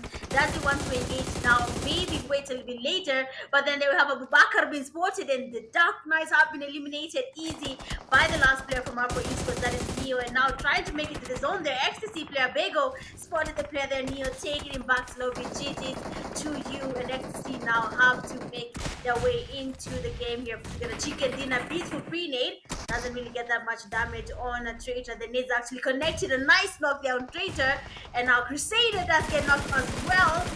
But Bagel, what is wrong with Bagel's out? Oh, damn, I was shocked. But we have Hash Esports. They're right on the other side there. They have XTC Bagel still remaining from the team that is XTC, trying to cook up the Kobe's on danger. Question is the nades, are they going to be connecting? AOD players have to be really careful now, because Bego being a solo, yes, is one thing, but he might be the reason they do not get a chicken dinner. But for Bego, that the smoke does not cover him enough, and he gets exposed to the players from Harsh Esports. 2 teams remaining, Angels of Death and Harsh Esports players ready to do that thing. One player standing, that is player 911. Angels of Death are aware of this. I mean, I said it. Angels of Death are here for the chicken dinner game 3, and now one player remains standing. Okay, I don't want to make any speculation, but then look at that Kobe on the last player from Woo! Ash Esports, and just like that, game number 3, Priest. Which team did they win? Say it for me. Well Say it. deserved. Well deserved. Angels of Death. What a turnout they have had. They have turned things around, and they have shown us why they are the Angels of Death, and they have won that chicken dinner. Absolutely incredible performance from Angels of Death. Mitch called it. They turned up and they showed out. Now that is what I'm talking about. That is what I'm talking about. Beautiful performance from them. They really turned things around. I mean, they did very good in the previous, Erangel game, but now they were able to, to stand on business, and get some well deserved points. Of course. I mean, they did that thing. They did dominate, and I love to see exactly that. Looking at the team starts for the Angels of Death, we have Jay getting 6 eliminations, Adams of 979, Azrael getting 2 eliminations, Adams of 423, 8 getting 5 eliminations, a damage of 1021, and then have Danger there getting 3 eliminations and a damage of 598. Basically, Jay was carrying his team here. He's been dominating throughout the game, so that does make sense. Match summary: we have 57 eliminations, 66 knockouts, total healings at 7,828, the highest so far. 7 grenade eliminations, highest so far again. 41 assists and 1 vehicle elimination for this game. I mean, we saw a player there from 4 portions almost doing that thing with the vehicle against the Angels of Death, but they did survive, so good stuff there. Head to head, Angels of Death and Harsh Esports. A damage of 3,021 for Angels of Death, 1,287 for Harsh Esports, 18 knocks for Angels of Death, and 5 for Harsh Esports. 14 eliminations, Angels of Death, and 9 eliminations, Harsh Esports. Survival time of 27 minutes and 42 seconds for the Angels of Death, with Harsh Esports 27 minutes. We have the MVP as the Angels of Death player Jay, getting 6 eliminations, a damage of 979, 4 assists, 120 heal, 5 knocks, and a survival time of 27 minutes and 42 seconds. I mean, we saw Jay dominating throughout the game, so it does make sense that he is the MVP for this game 3 of the night. It is, of course, not easy to be crowned an MVP. It means you actually outdid yourself for this game. So beautifully played by none other than AOD player Jay. Top players in match 3, we have Jay getting 6 eliminations, a damage of 979. AOD player 8 with 5 eliminations, a damage of 1021. They have actually tied with Vortex player Pharaoh and Hashi Sports player 911.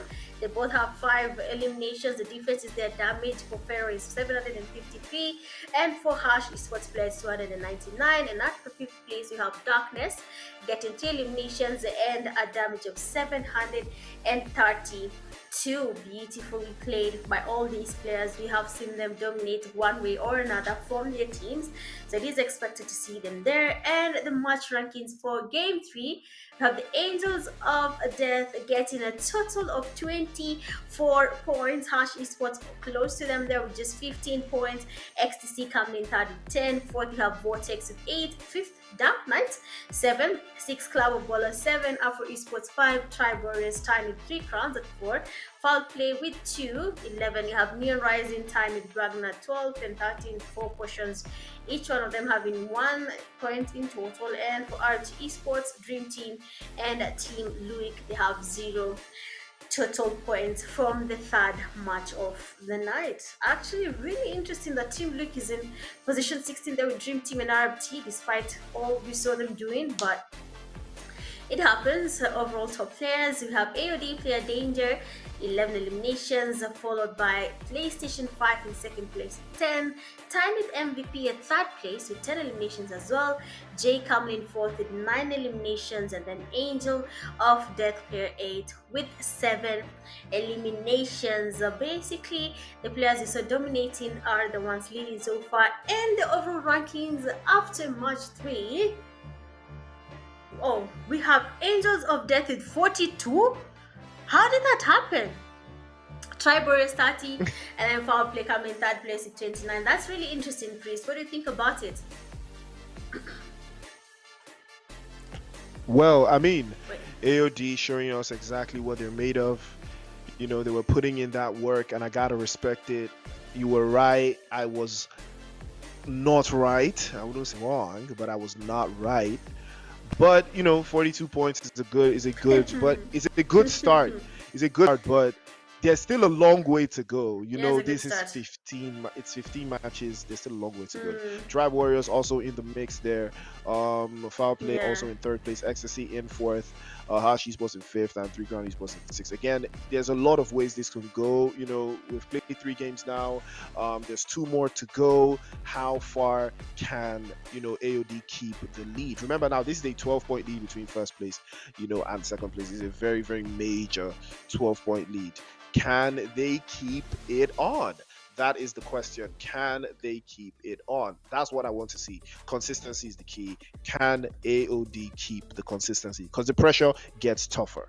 It gets really, really tougher. Tribe Warriors for match 1, and Foul Play took match 2, and Angels of Death have taken match 3. 2 more matches to go. Miramar action, back-to-back Miramar action. Those teams that do love Miramar, we are about to see them. But until then, ladies and gentlemen, do don't forget to like, share, and subscribe. Mitch and I will be right back for game number 4 after the break.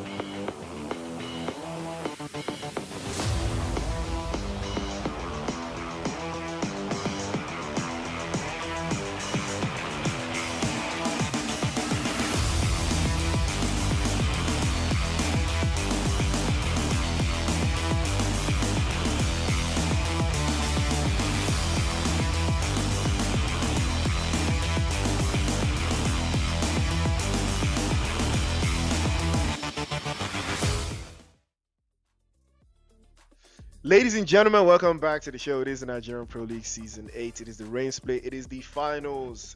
We're done with the 80s. We are done with Erangel. It's on to Miramar now. Mitch, what are your thoughts? You know, Miramar is different. Strategy is different. Everything is different. But what are you expecting from this Miramar game? AOD just put on a masterclass. Do you still want to Mhm. stick with them? Do you think they're going to ride this until the very end? Yes, actually, I am putting my faith, my everything on the angels of death at this point. They have not really disappointed me. The first game, maybe they were a little bit shocked. They had Mitches on our side and they did some funny things, but now they have some composure and they're doing it. So I'm going to be sticking on the AOD side for now, as well as I'd like to add another team that is doing really well as well, and that is Harsh Esports. I'll be looking at them to see how they're going to be performing as well when it comes to this fourth game of the night. And just to put it out there, someone mentioned something in the comment section, and I think you can tell me what you think about it. The person said that this NPL is actually the most competitive in history because by now 10-11, hey, would have had a 50 points gap. And I think that's true. The first time I joined NPL, discussing all the Nigeria games, XTC 10-11 was always dominating. What do you think is happening to XTC right now? Is the lobby hard or something is just not right at the moment with XTC? From all the experience I have watching a team like Ecstasy, I think it's for them it's more about how you finish than how you start. But then Oh, they did something crazy though in the Amatan split. They got over 200 points in the final.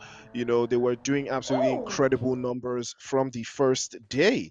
But it looks like really? teams have gotten yet, but in the rain split, teams have gotten just significantly better at reading the game. Some teams have just gotten Mm-hmm. much better at reading the game, and they're utilizing that aspect of reading the game. It's starting to feel much more comfortable for them, and it's Mm-hmm. showing in their resolve. But like Mm-hmm. it seemed like for like Tribe Warriors and a couple of other teams like them that have picked up on the strategies here, like AOD, foul play, all of these guys, they've picked up on a couple of things over the past couple of weeks of playing, Mm-hmm. in the league. And that is the idea behind the NPL, to give teams consistent playing time, consistent abilities to improve upon what they already know. And it's already showing. We love to see it. Mm-hmm. The teams are getting significantly better. They're trying to read play zones, trying to read drop positions, trying to, get the upper hand against other teams in here. Now, this is another factor that we do love to talk about is map rotations. Okay. AOD, they just showed you they are very strong. They're very, very strong in Erangel. Now Miramar is a different ball game. This is where Ecstasy does shine. The likes of Mm-hmm. Ecstasy, Foul Play, and Neon Rising. This is the map that they are good in. So AOD will have to, like, just lace your boots and get ready for a lot of action here, because that's what I'm looking forward to, from the likes of Ecstasy, Foul Play, Afro Esports, and Neon Rising. Hmm. So you're saying for this game, I should be on alert for those three teams and see how they're going to be performing. I think that map rotation is actually real. For some teams, they are really familiar with specific maps, but you see, we cannot play Miramar every day. We cannot play Erangel every day, and we cannot play Sanhok every day. If anything, we should start playing Rondo because everyone knows these maps, and they should start familiarizing with new maps now so that we can see how good are they when it comes to adapting. But I really want to see how XTC performs in these games. I mean, I keep on praising, not praising really, but really complimenting how Crusader and Darkness, when they're together in one team, they have really good comms. So I'm guessing the same comms are in XTC in general, and probably maybe today Crusader is not talking, or someone made Crusader angry and now they're not doing anything. But honestly, I played in Crusader. I think that was the best match of my life. I've never felt so seen, like carried. I'm not even playing. I'm just, is it You've passenger not even princess in played the with game. me. You've not even Nah, played with I can me. already That would be the tell. Nah, I can already tell. I will not wait. survive. I'm better than Crusader. Chat, That's a chat. Am lie. I not better than Crusader? You That's see, the a chat is gonna lie. confirm that I'm better than That's a Crusader. Just lie. watch out. That's for you to say, but honestly, he knows how to communicate. He was telling me everything, like, Mitch, don't go that side, or there's someone behind you, just go this side. I feel like, is this guy hacking, or is he just good at the game? You try to understand these things, but the more I listened to him and Darkness communicate throughout the game, I realized that comms actually are very important. So maybe XCC today, they do not have Crusader talking, or Bego has been told to put his mic off because someone is sleeping. You understand? So it's like something is just not right there. But I really want to see how XTC performs when it comes to this game. I'm really, really interested because you've said this is the map. I'm not even gonna lie. My eyes are fixed on XTC now. AUD, I trust them. I can let them play blindly. Let's wait and see what XTC will be up to. Okay. Well, we are going to keep our eyes on them for sure to see what is cooking with the likes. Big shout out to everybody that is showing love in the chat. I see Fire was showing some love in the chat. Big shout out to Fire showing some love in the chat. But Afro Esports, again, this is one of the teams that has been quite solid in Miramar in the history of the NPL. They still have the highest win record in Miramar, but they will be caught up very soon. If they are not Mm-hmm. careful, they need to do more. They need to do way more. And again, it's something very interesting though. Darkness. He moved from AOD to Dark Knights. I can imagine how he must be feeling right now. But Vortex, they want to take this Mm. advantage now and deal with the guys from Foul Play. This is going to get really, really tough. A grenade is getting charged up, and that could be something diabolical if he's not careful. Nico with a beautiful Molotov, well launched as well, but just a couple of inches wide, not enough to get the job done. Vortex now trying to close this gap against themselves and Foul Play. Aimer plays off the back end, trying to close the gap even further, and that is an opportunity. Jojo gets the drop as well. Zone goes down. Aimer will be the last one left for Foul Play. Vortex will swallow them whole one after the other. But it looks like Amar, does he want to commit? I mean, if I was him, I would commit, do something for the highlight reel, try to take the 1v4. or rather 1v3, right? It is a 1v3. If it was me, I would take the 1v3, something for the highlight reel. But it looks like Ecstasy will be setting their sights on COB, 3 knocks, and it looks like they will be flushing them down the toilet anytime soon. Vortex here, player really holding that shark. I mean, it's going to be this make it or break it for him now. But the players from Freiburg has been there on the aggressive side. They are going in for that push on the players from Vortex. Beautiful pre-fire from Lee, but then Surgery is just a little bit better. Does get the knock there on Lee. Beautiful Ooh, DBS knock there from Nico, but this time now the immediately. cover spray from the players from Tribers is beautiful. They are able to get Woo! the cover, and Pharaoh holding this same shark, the make it or break it is going to be his saving grace. Touchby, they're going in for that push. He has to be careful though. People are getting to that part of this fight. Touchby, they are being quite damaged. FKP on the UMP from Pharaoh. That should be something. But we can see the shotgun is finally out there. Pharaoh, one mistake, and he's going back slowly together. This team there. The jump shot's not really connecting, and Pharaoh goes in for that push. Woo! Beautiful knock. And with just Pharaoh being the last person standing, what is your excuse right now? You're getting taken down just by one player. Tribe Warriors are really exposed here. They're getting a lot of third party sprays from literally every angle, and they still want to get a revive on their knock teammate. But MVP is really focused on the player. They're finally getting the revive on their teammates. That does give them at least one more player to their team. That means more numbers compared.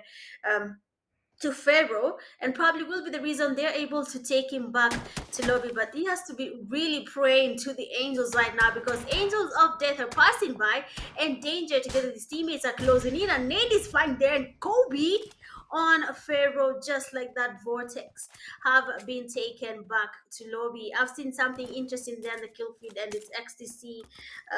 They seem to be active now. They want to get into some fights. Do you think it's too early for them, or you trust them? You I trust mean, their this would be the choices? perfect time. It would really be the perfect time right now. AOD pulling up into the fight, when everything is done and dusted, to add more to the bodies they've already started to collect. Was trying to see the appeal. Was trying to see the idea behind AOD. They are putting in so much effort, putting in so much consistency in their performance, and this is stuff we've seen time and time again. Tribe Warriors getting absolutely railed and pushed to the side. But fortunately for them, though, they still have 2 players in to at least soak up a little bit more of that pressure. Maybe they will be able to find a way into that next draft. But AOD are probably going to think about that one. Oh, that's unfortunate. 24 Let's MVP. go. He went for the bait and he got punished immediately there. 4 portions now setting their sights on Arab T. Still trying to pull up. Immediately swaps out, hops out from the buggy, swaps through to the QBZ, tries to hold it down, Nah. but 4 portions will serve them portions of justice. Back into the lobby they go. Arab T crashing out yet again. Reggie also with the 4 piece.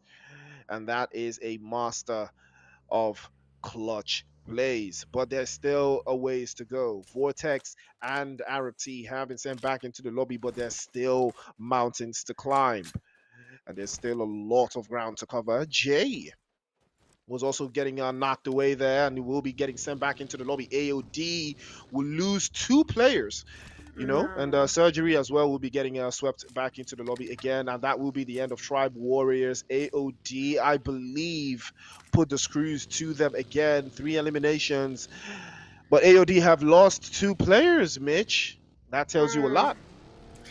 Yeah, but you remember that team that won with just 3 players? You remember that game? Yeah, they can still do it to the 2 players, but it's really unfortunate. This is Miramar, quite an open map. It's really, really big, and being a duo and being in the open ground, one knock means you're one man less, and you have to start figuring out how to go about it. Are we getting a revive? Am I going to leave you alone and go camp and get the chicken?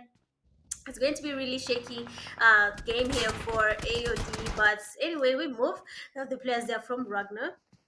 Alucard has been taken back slowly. Dream Team, on the other hand, they have Afro Esports on their side. Chris does get knocked, and that does give a Dream Team player a chance going for that push. Does get the task on the knocked player. Now Squash will be waiting, seeing that already his teammate has been taken back slowly. The XTC third party in this fight. I mean, every single team right now can see every single angle to be a part of the fight there. XTC coming from the back, getting up for esports. Everyone wants a piece of the eliminations. Just that we can only have one team getting as a chicken dinner. Question is, which team is it gonna be? Because they haven't told us even in the comment section which team they think is going to be giving us a chicken dinner for the fourth game of the night. Also, make sure you have liked the live because it is haram when the likes don't match viewers. Very illegal, guys. Illegal. Too illegal if you ask me. But right now, Ecstasy, like we said, this is one of the maps they are very solid in, and it is starting to show after esports have been sent back into the lobby, and things are going to be, you know. But it's always going to be fun to see how teams hold out. Neon Rising, Foul Play, Ecstasy. These are the teams that are very, very Miramar centric. They do love themselves some Miramar.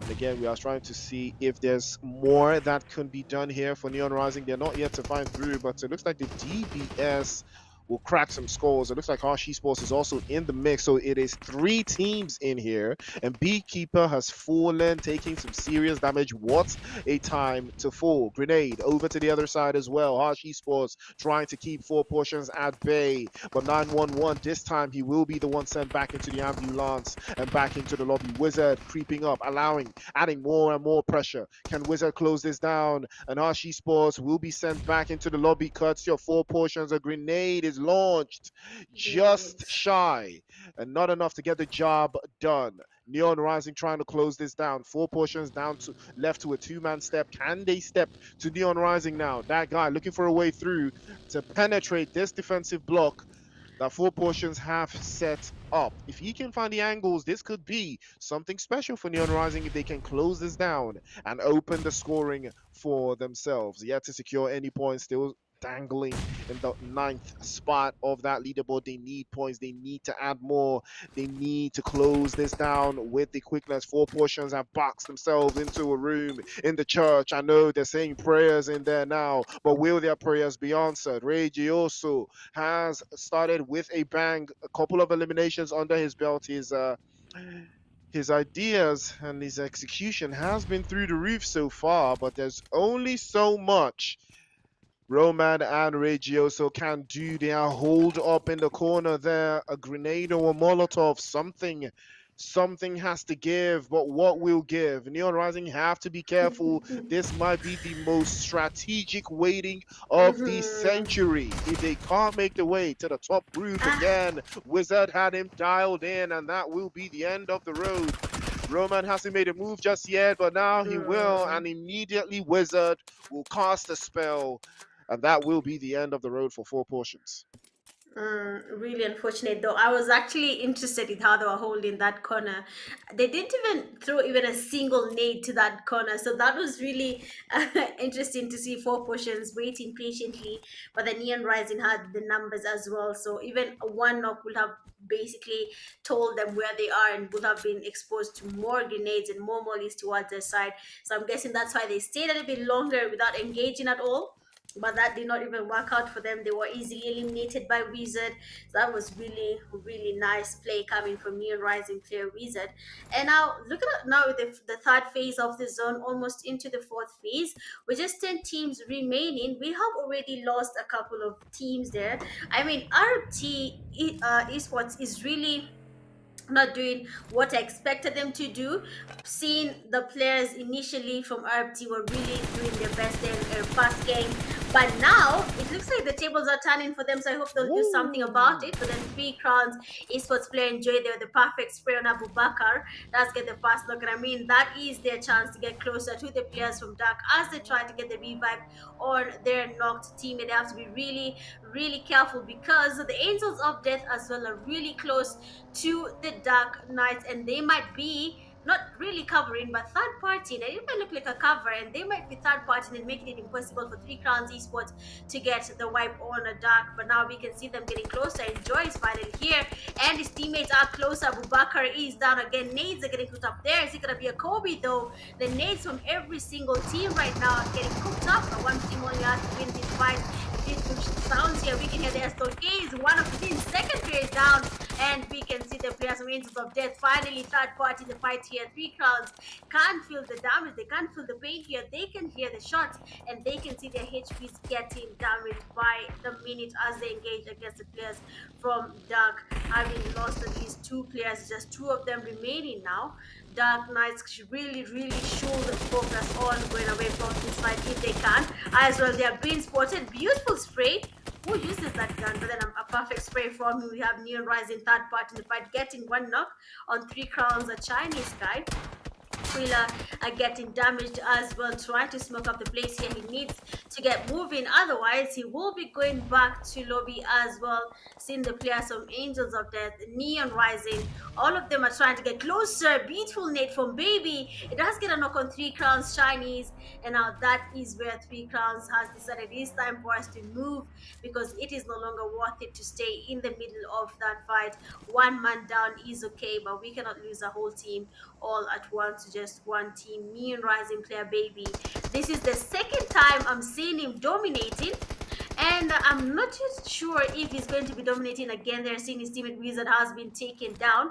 The players of Three Crowns Esports will be waiting for another chance to engage in that fight, probably another knock or a third party from any team that will be getting closer to this compound scene. It is in the safe zone, so everyone right now is coming towards them before the zone decides to shift. That guy waiting on Three Crowns Esports to make a mistake.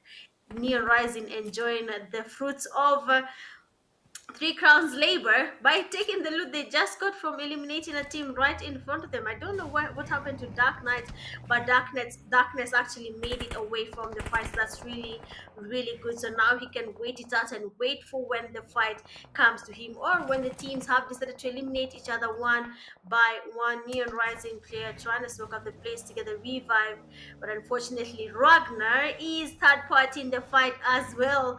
I mean, something about Miramar, everyone comes from every single angle, the bridges, everyone is watching the fights, they want to be a part of the fight. Team Luik player is third part in the fight as well. So as you can see, Miramar is just something. I don't know about people, but Miramar needs every IQ in your body for you to survive.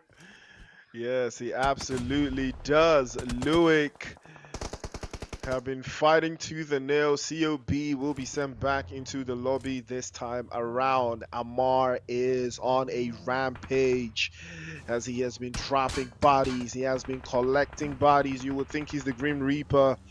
All he does is amass eliminations, and Neon Rising now could try to hold this on. The user has been spotted, and a grenade over the top half to shield that position that they are trying to hold on. The play zone just a couple of clicks north, though. This could force Neon Rising into a very uncomfortable position. All of their vehicles falling into the ditch, into the hollow ground, being provided by these high-rise positions. Neon Rising trying to circle back and find their way into the circle without encountering too much opposition. But Luik right now looking very quiet and looking very pretty. They did have one elimination from user Dark Knights. Have been struggling so far, and they have found themselves with only 3 eliminations in this game, still keeping themselves afloat into the top 10. But Neon Rising have moved themselves outside and in a little bit more closer into the top 6. Three Crown Esports have started to put their foot on the gas, and they will not be taking it off till the end of the game right now. But they do have themselves in a little bit of a central position, trying to hold that line and not give away too much.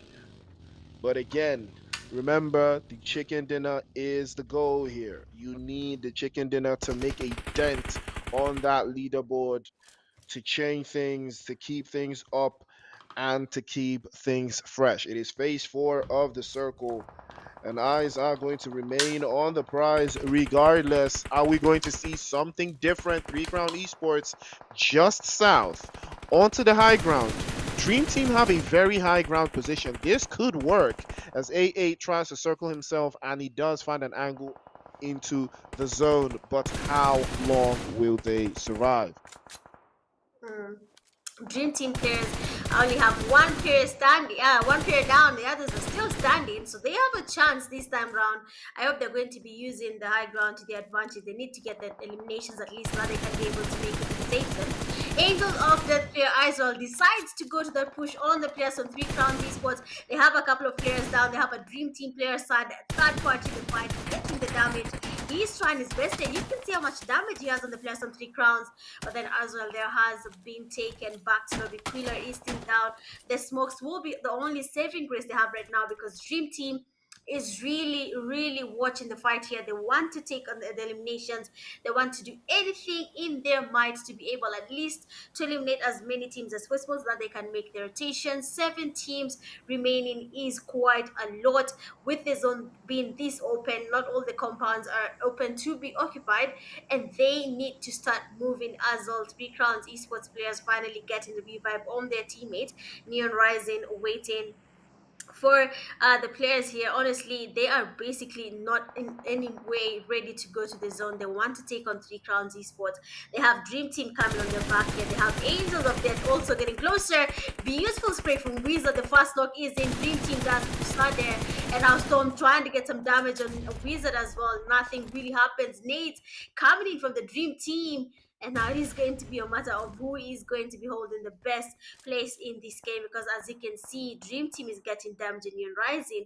Neon Rising is getting damage on Dream Team. Every single team has an angle that works for them. Baby waiting patiently for 3 crowns esports. Will they be able to make it to the safe zone? Perfect spray on Nexus again. It does get the damage, but then Quilla and his teammate Enjoy do have the cover on Baby. The zone is closing in. He has to make it work. He needs to get moving.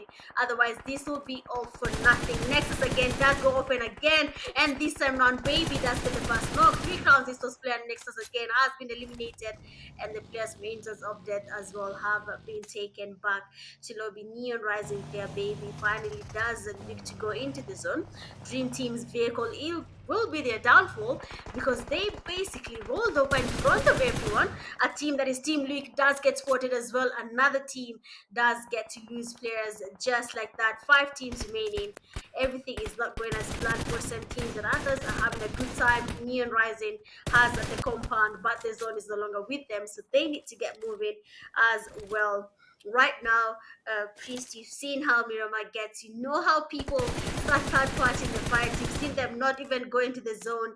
Do you think they're making the right call, staying outside the zone and not going to the safe zone now? Or that I is what mean, Miramar is? it's the strategy, right? It's the strategy, right? Because when the play zone dictates for you what you have to do in order to, keep the pressure off yourself and onto the next team, it's always going to be a question of how you can see Ecstasy. This is their map. This is the map they love to play, and it's already showing in the way that they are already positioned, and it's absolutely incredible. Amar playing up front, in front, and the rest of the team playing behind him in a 1-3 split. This is practice. We have seen this time and time again. This is a strategy that they have continuously employed. Neon Rising now pulling into that central position, trying to hold the line. Wizard is also looking for a little bit of a rotation to play in from the western side. Could be a possibility here, but he might be getting dropped off, and now that could be something opening the angles down to that western side. But unfortunately, he has been spotted. Beekeeper as well. Unfortunately for them, no vehicles, and that will hurt them. Amar continues to punish. Amar continues to No drop through, way. but Bego has been spotted, and that will be the end of the road for him. Crusader as well to follow suit, and somehow this party might just be crashing for Ecstasy. Baby has actually made it into the zone, and a grenade from Trader might close this down. Ragnar behind, also adding pressure. Dream Team trying to keep this up and over, but it's already too late. They will be swept away, and they will go out in 5th place. Crusader hopefully will be getting picked up, and Ecstasy might have that numbers advantage that they've been looking for. Luick still still have a body around in the eastern side. Could work. Crusader finally up, but Luik says no. Rezas will bring him down to his knees for a second time. Ecstasy, this could have been their game, but somehow, some way, the opposition may just have something else for them instead. Crusader crawling on his belly, trying to get to his teammate to get picked up, but now every single position might be occupied here. Rezas continues to be a thorn in their side, and Baby as well from Neon Rising has a little bit of that eastern position, but he's outside the zone. Ragnar have two bodies up, trying also to make their way into the zone. Ghost already making a break for it, making a run for it, trying to circle back again.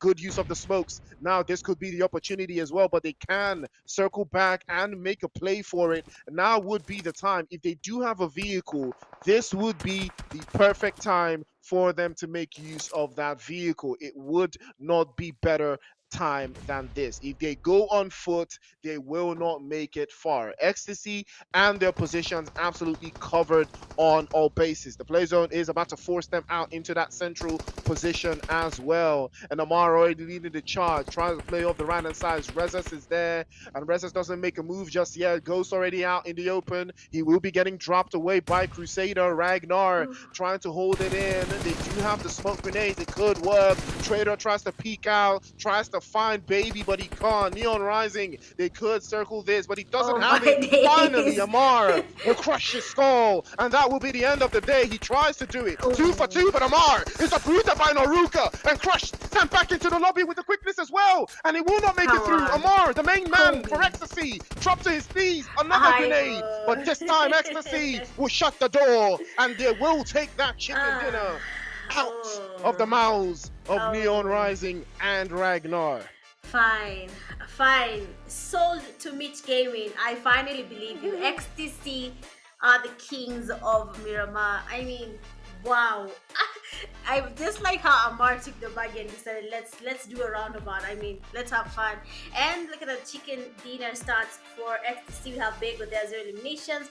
Adam the 453, Crusader 2 eliminations. Adam the 317, Traitor 1 elimination. Adam the 381, and Amar getting 10 eliminations, and Adam the 1293. One man basically carried a whole team. That's crazy. Looking at the match summary, there we have eliminations as 59, 64 knockouts, total clearance at 5,368, 5 clean eliminations, 43 assists, and 2 vehicle eliminations. I mean, those eliminations, you know who they are.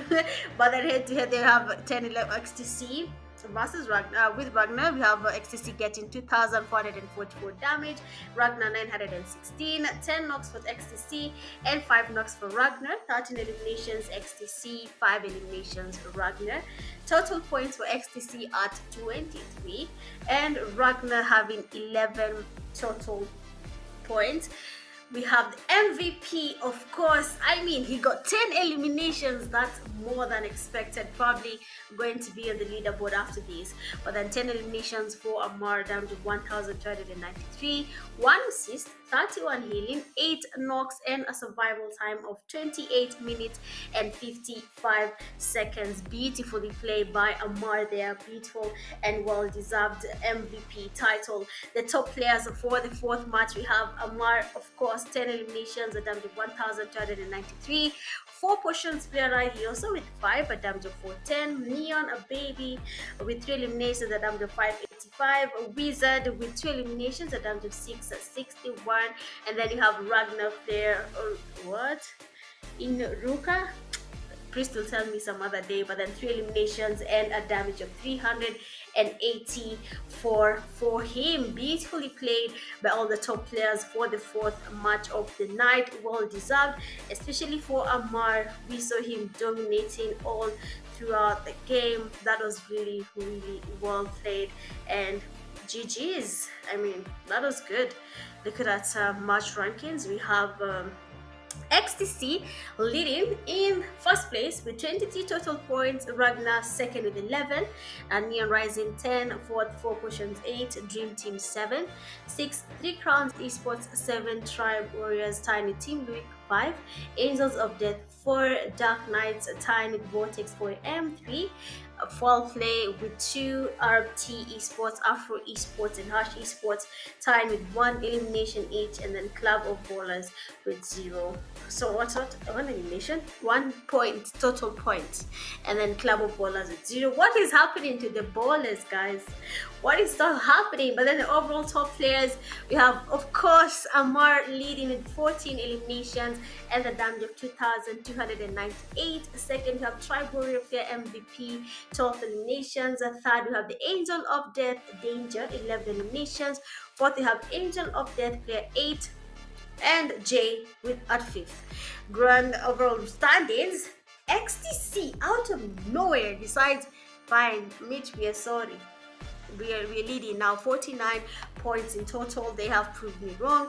Angels of Death, they're second with 46. Third, we have the Tribe Warriors with 35.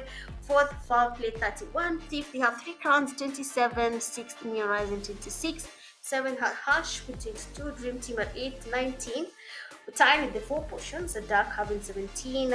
Vortex 15, Afro Esports time with Ragnar 14 points, RBT 11, Team Greek 9, and then the Club of Ballers with 7 points in total. I don't know about you, Priest, but that says a lot. I'm shocked by the XTC actually.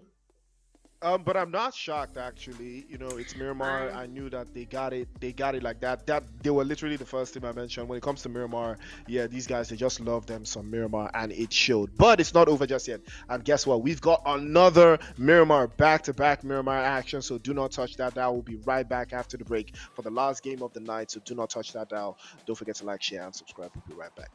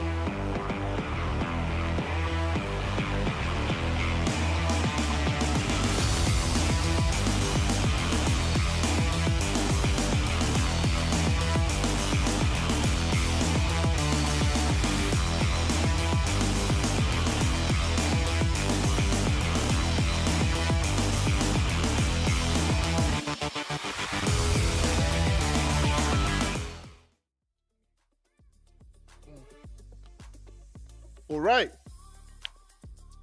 All right, all right, all right. Welcome back to the show, ladies and gentlemen. It is the Nigerian Pro League. It's the Rain Split. It's season 8, and it is the Rain Split finals. 4 games down, 1 more to go. Miramar action back to back at its finest, and that is what we love to see. But don't get too carried away now. We saw Ecstasy show us what they are made of. Now, Mitch, do you believe in a prophecy? Do you Yeah. believe in Amar, the chosen Yes. one? Actually, I do. Damn. Amar is actually good. Because what was that? He even went ahead and used a baggie just to show, okay, I don't need to hustle my way with these M4s and DPs. I just need my car. I've been sold. But I'm not sure if they'll be getting another chicken dinner. Can they get a back to back for XTC? I mean, it really starts with zone 2. When you see the way XSC is positioned in zone 2, you usually tend to know from there how they want to, play the map. But like I said earlier, this is the map they love to play. This is so much better, much more confident from them. We've seen them, do this time and time again. It has worked. It has been their forte, but can they do it again? That is what I am here to witness. You know, Mm-hmm. like you said, ecstasy. did do 200 points in Hamatan Split, but they didn't start like this though. But it was on the second day, we started to see their level. They started to show us exactly why they are a gap above the rest. But right now, Dark Knights and COB inside of San Martin, they're starting to lock in and lock horns. And things are going to go very, very steeply for them if they don't find a way to turn this position all the way around. The last time these two were actually in San Martin, COB came out on top. So can they do more of the same? Well, we are about to witness. Vortex and Tribe Warriors also locking horns.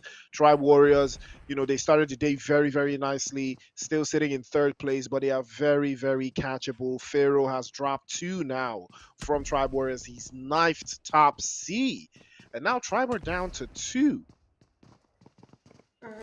I mean, for Tribe, it seems like they're the new angels of death there because they want to be the ones playing too early in the game. Darkness there does get a beautiful knock with the shotgun. Love to see it. And now they will be trying to go in for that push. See how they will be doing against the Club of Ballers. It seems like Club of Ballers, honestly, is the first team all the time. You can see the total number of points they have. I feel like they're not really prepared for the lobbies. Ooh. Darkness is getting knocks back to back. How is this possible? So basically, one player will be getting a wipe on a team by himself. One player remains standing from the Club of Ballers, and now Darkness immediately goes in for that push, knowing that this player is quite low. And just like that, he was looking for a whole wipe, excuse me, on just one team by himself. Honest, what is happening? Okay, is Club of Ballers is new to NPL, the NPL Yeah, scene. this is their first. This is their first time getting to the MPL. Actually, I'm even quite impressed Oh, then that they made it that's all the good. way to the Mm. finals. Yeah, I'm very impressed. They made it all the way to the finals on their first season. So it's absolutely incredible for them making it into the finals the first time. I gotta respect it. But also you could say the same for AOD. This is also their first time playing in the MPL. But the only difference is in AOD played in like the Hamatan split as well. So this is so they played the Hamatan split and now they're playing the range split. But COB are playing only the range split. This is the first time. So they're playing the range split for the first time and they made it to the finals. You just have to be impressed with their resolve. So I have to, give them kudos for that one. But it looks like four portions here. Chapo is looking for an opening here. One would be very interesting seeing what El Chapo has in store for Choo Choo here. Hashi Sports probably going to have a different idea or a dynamic here, but this could work. They could get the drop on Harsh Esports, but they Mm. have to be very, very, very, very careful. El Chapo hasn't moved the muscle just yet, and Peachy does get the drop on Naruka Ragnar and all of that. Things are not looking very, very bright for them if they can hold it on. But Noruka does go back into the lobby. First blood drawn for four portions. And now this could be an opportunity for Hashi Sports to do something. Yeah, oh, that's true. Actually, the nade almost connected there on the player from Four Potions on Hash Choo Choo. And now we'll be seeing Four Potions going in for that, which pass looks there. Choo Choo is down, and Prime will be looking now to do something because the Steven is already knocked. They need to get their game up. Otherwise, they will be going back to lobby too early in the game. We haven't even had the first zone closing. We can see at least some action can happen. Beautiful pre-faster, the S of K, and he does get some damage to Ragio, so immediately going in for that push. Ragio, so getting the P-fires on the players from Hashi Sports. The revive might just be taking place, but is Ragioso's nade going to be a Kobe on the revive taking place there? The nade actually does connect, and Choo Choo is in the lobby right now. Another nade is getting cooked up. Is it going to be a Kobe again? The players from Hashi Sports are not having it easy. I mean, poor portions right here, so he's really trying to keep in the pressure they need to feel when it comes to this game. Coming from the back there, beautiful knock. Hashi Sports having just one player remaining. The four portions players What? having it easy. One person standing, and Ragioso does get the wipe on the players from Harsh Woo. Esports. What is happening to Harsh? What is not Ooh, happening, that was guys? something. That was something nasty. That was something very nasty. Could have gone either ways. Three bodies from four portions were dropped, but fortunately, 911 just couldn't hit the final drop, but that could have been something very sinister happening to Four Portions there. After all the setup, they had a very beautiful setup, but they were drawn to fight inside of the compound. Again, rather not necessarily inside of the compound, inside of the building. Again, when you have a numbers advantage, you don't necessarily need to be drawn into the building. Utilities will always win. You just got to use your grenades, use your molotovs, just cause chaos before you breach. Four portions that could have gone sideways for them very, very quickly. Fortunately for them, 911 was already low on health, and it was just a perfect opportunity for Four portions to capitalize on that one. AOD, on the other hand, they didn't have the best of games in the previous Miramar, but it's not too far fetched for them either. Tribe Warriors already starting on a very, very rough note, 35 points and two players lost. Foul play just behind them with 4 points in the distance. Again, the gap between first place and fourth was significantly much more huge in the Amatan split at some point, so it looks very, very tight in this game. If Ecstasy can do more of the same and turn this around, that would be a sight for sore eyes. That's actually true. The Angels of Death are still surviving. There, I can see Jay and his team. They're playing it on the passive side this time round. Initially, they're on the aggressive side. Now, they do not want to be the ones going back to lobby too early. But I do not want to speak too soon because they have a tendency of going towards fights instead of avoiding the fights. So we'll just wait and see how they decide to go about it. Vortex, they're playing it safe as well. We also have the Three Crowns Esports still in the game. Only two teams have been taken back to lobby, Hash Esports and the Club of Ballers. They have been eliminated. I'm really impressed that seeing that it is a new team and they have been able to make it to the finals. It is a really good thing for them to be here. I mean, where is Well, you said Umoja Gaming, but where is Umoja Gaming? The same way I saw the name Chuchu. That's a name in Kenya as well. But, how do you pronounce it in Nigeria? Is the same Yeah, it's the pronunciation? same way. It's the same. Yeah, it's the same. It's the But I'm sure same. the meanings are not the same. I mean, here in the context is train, like the choo choo train. Oh. Yeah. Yeah, What? in Wait, Kenya, what does it that's mean in not Kenya? Does it? a very bad What is the thing. meaning? A very bad thing. Oh, Yeah, when you say very bad thing, what do you mean? actual bad Bad thing. as in bad, or Bad. Like bad. You oh, can't say in public. oh wow! Now I know. Once I come to Kenya, I know what I'm going to be saying to everyone now. Okay, this is how you're going to be saying it. Okay.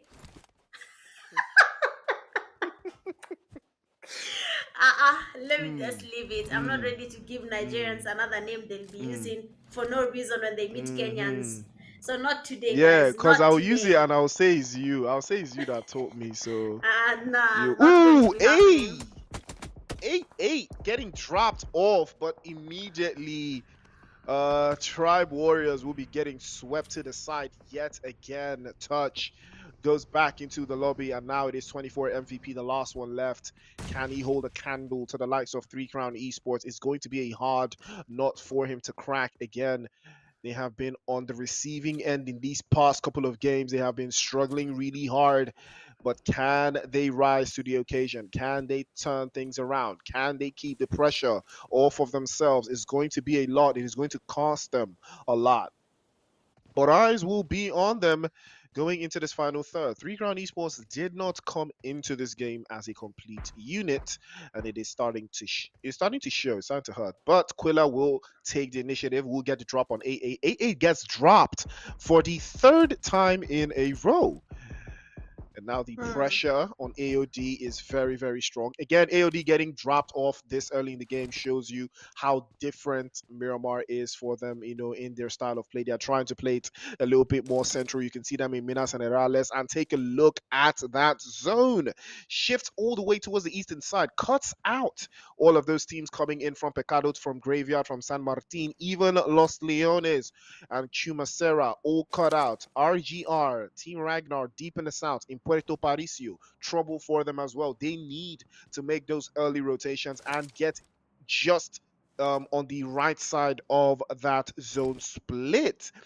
Mitch, how do you feel about zones that usually end up with water? Like, how do you feel? Do you think it takes away from the skill of players when it comes to zones that force them to play along water areas? Do you think that now relies more on player positioning or team positioning, or do you think that still ties into skill overall and IQ to position, or do you just think it really just boils down to mechanics when you have teams that rather when you have a zone that has a little bit of water in there?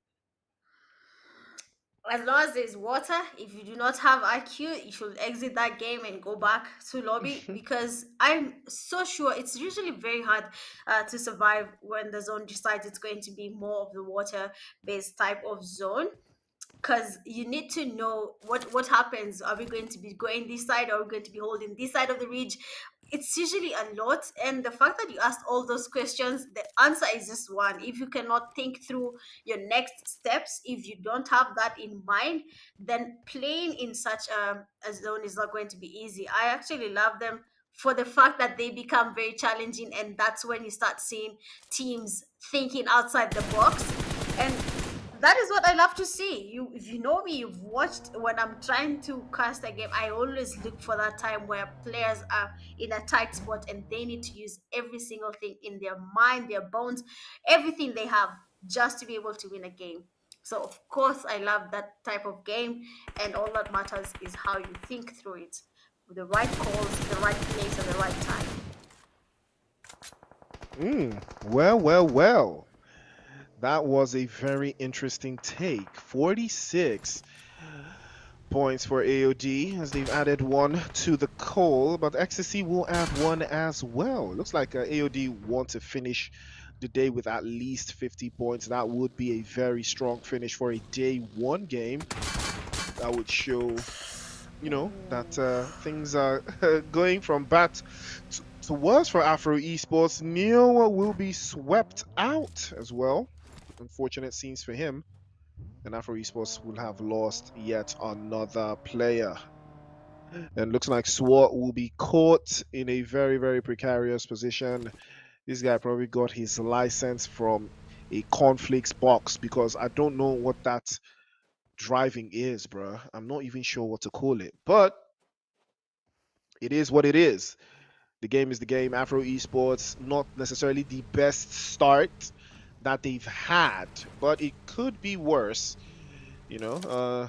But hopefully, maybe day two, they will find their rhythm. Some teams find their rhythm on day two. Some even go as deep as finding their rhythm on day three. But as it stands, Dark Knights starting this game very nicely, chicken dinner in hand. If they can close this, because they do have a very good spot, if they can find a way to close this out and get into the zone at the right time, I think it will yield something special for them. Luik also playing as three. Hopefully, they also will find their way into a better position of the zone, because they're just moving out of sight for the guys from Ecstasy.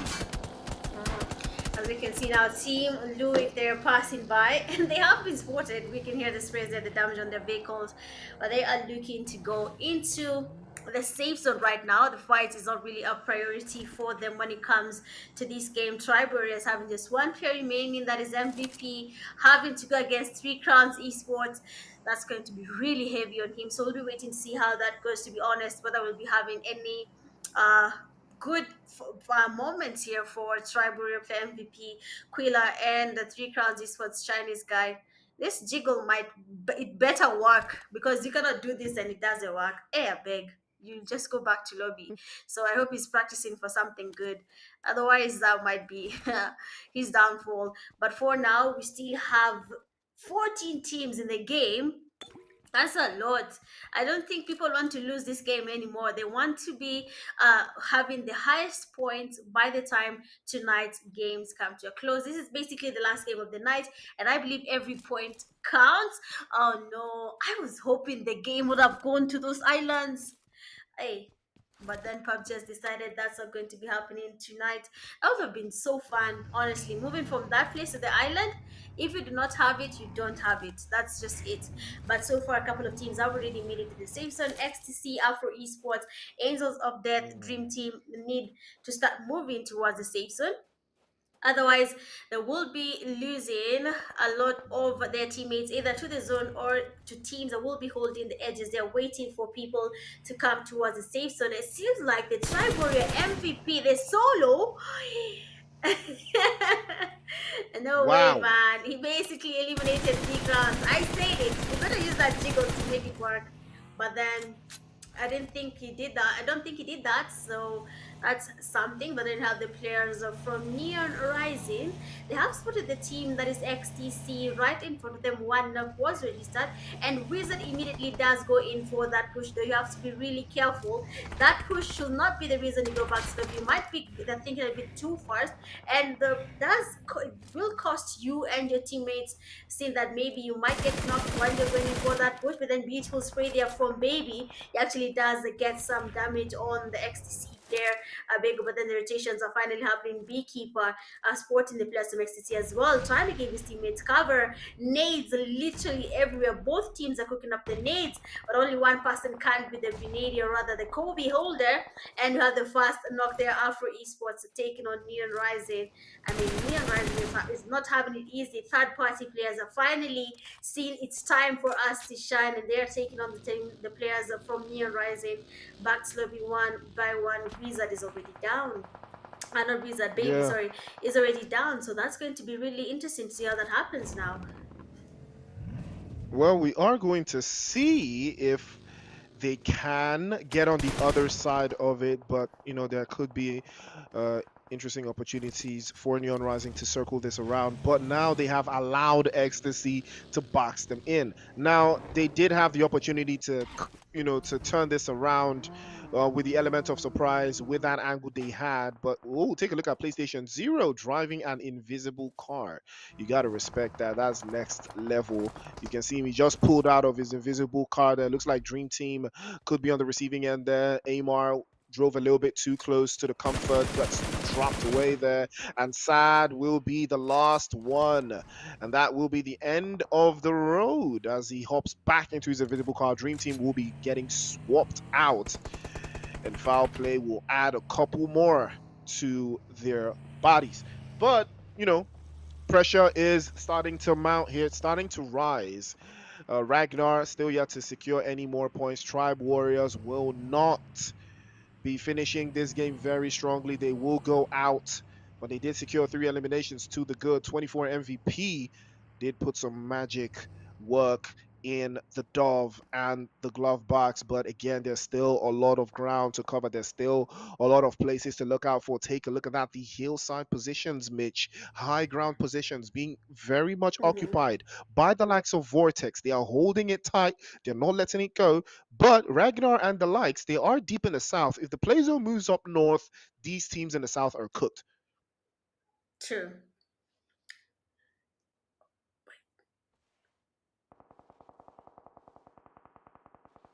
And again, they will try to lock it in and log it out. Francis is starting to keep the pressure off the rest of his teammates. They do have a very cool position in the zone, not necessarily asking them to do much, but they will be called into action to defend anytime from now. Arab T on the receiving end of some chaos, and it is Darkness who puts the sword to them. Reckless feels the pain as well. He's trying to lock it down, but Darkness continues to put some shadows, and surely he spotted Reckless, right? He sees him right underneath the vehicles there. If they can provide some cover, this could be something. But Abubakar wants a piece of the action as well. Tries to run him over, but it doesn't work. He takes the hit. But oh my Wow. word, he turns it around.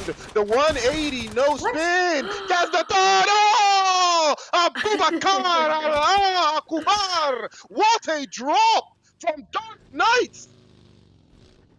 Amazing. I mean, that was really interesting. The players there from RT had every single chance of taking out Abu Bakr, but then he's just as good as he claims to be. And other players from XTC, they're getting knocked one by one. It seems like this time round, they won't be getting that chicken dinner that we were asking if they'll be getting when it comes to the last game of the night, which is Miramar, having their players being eliminated one by one. Bego has been taken back to lobby.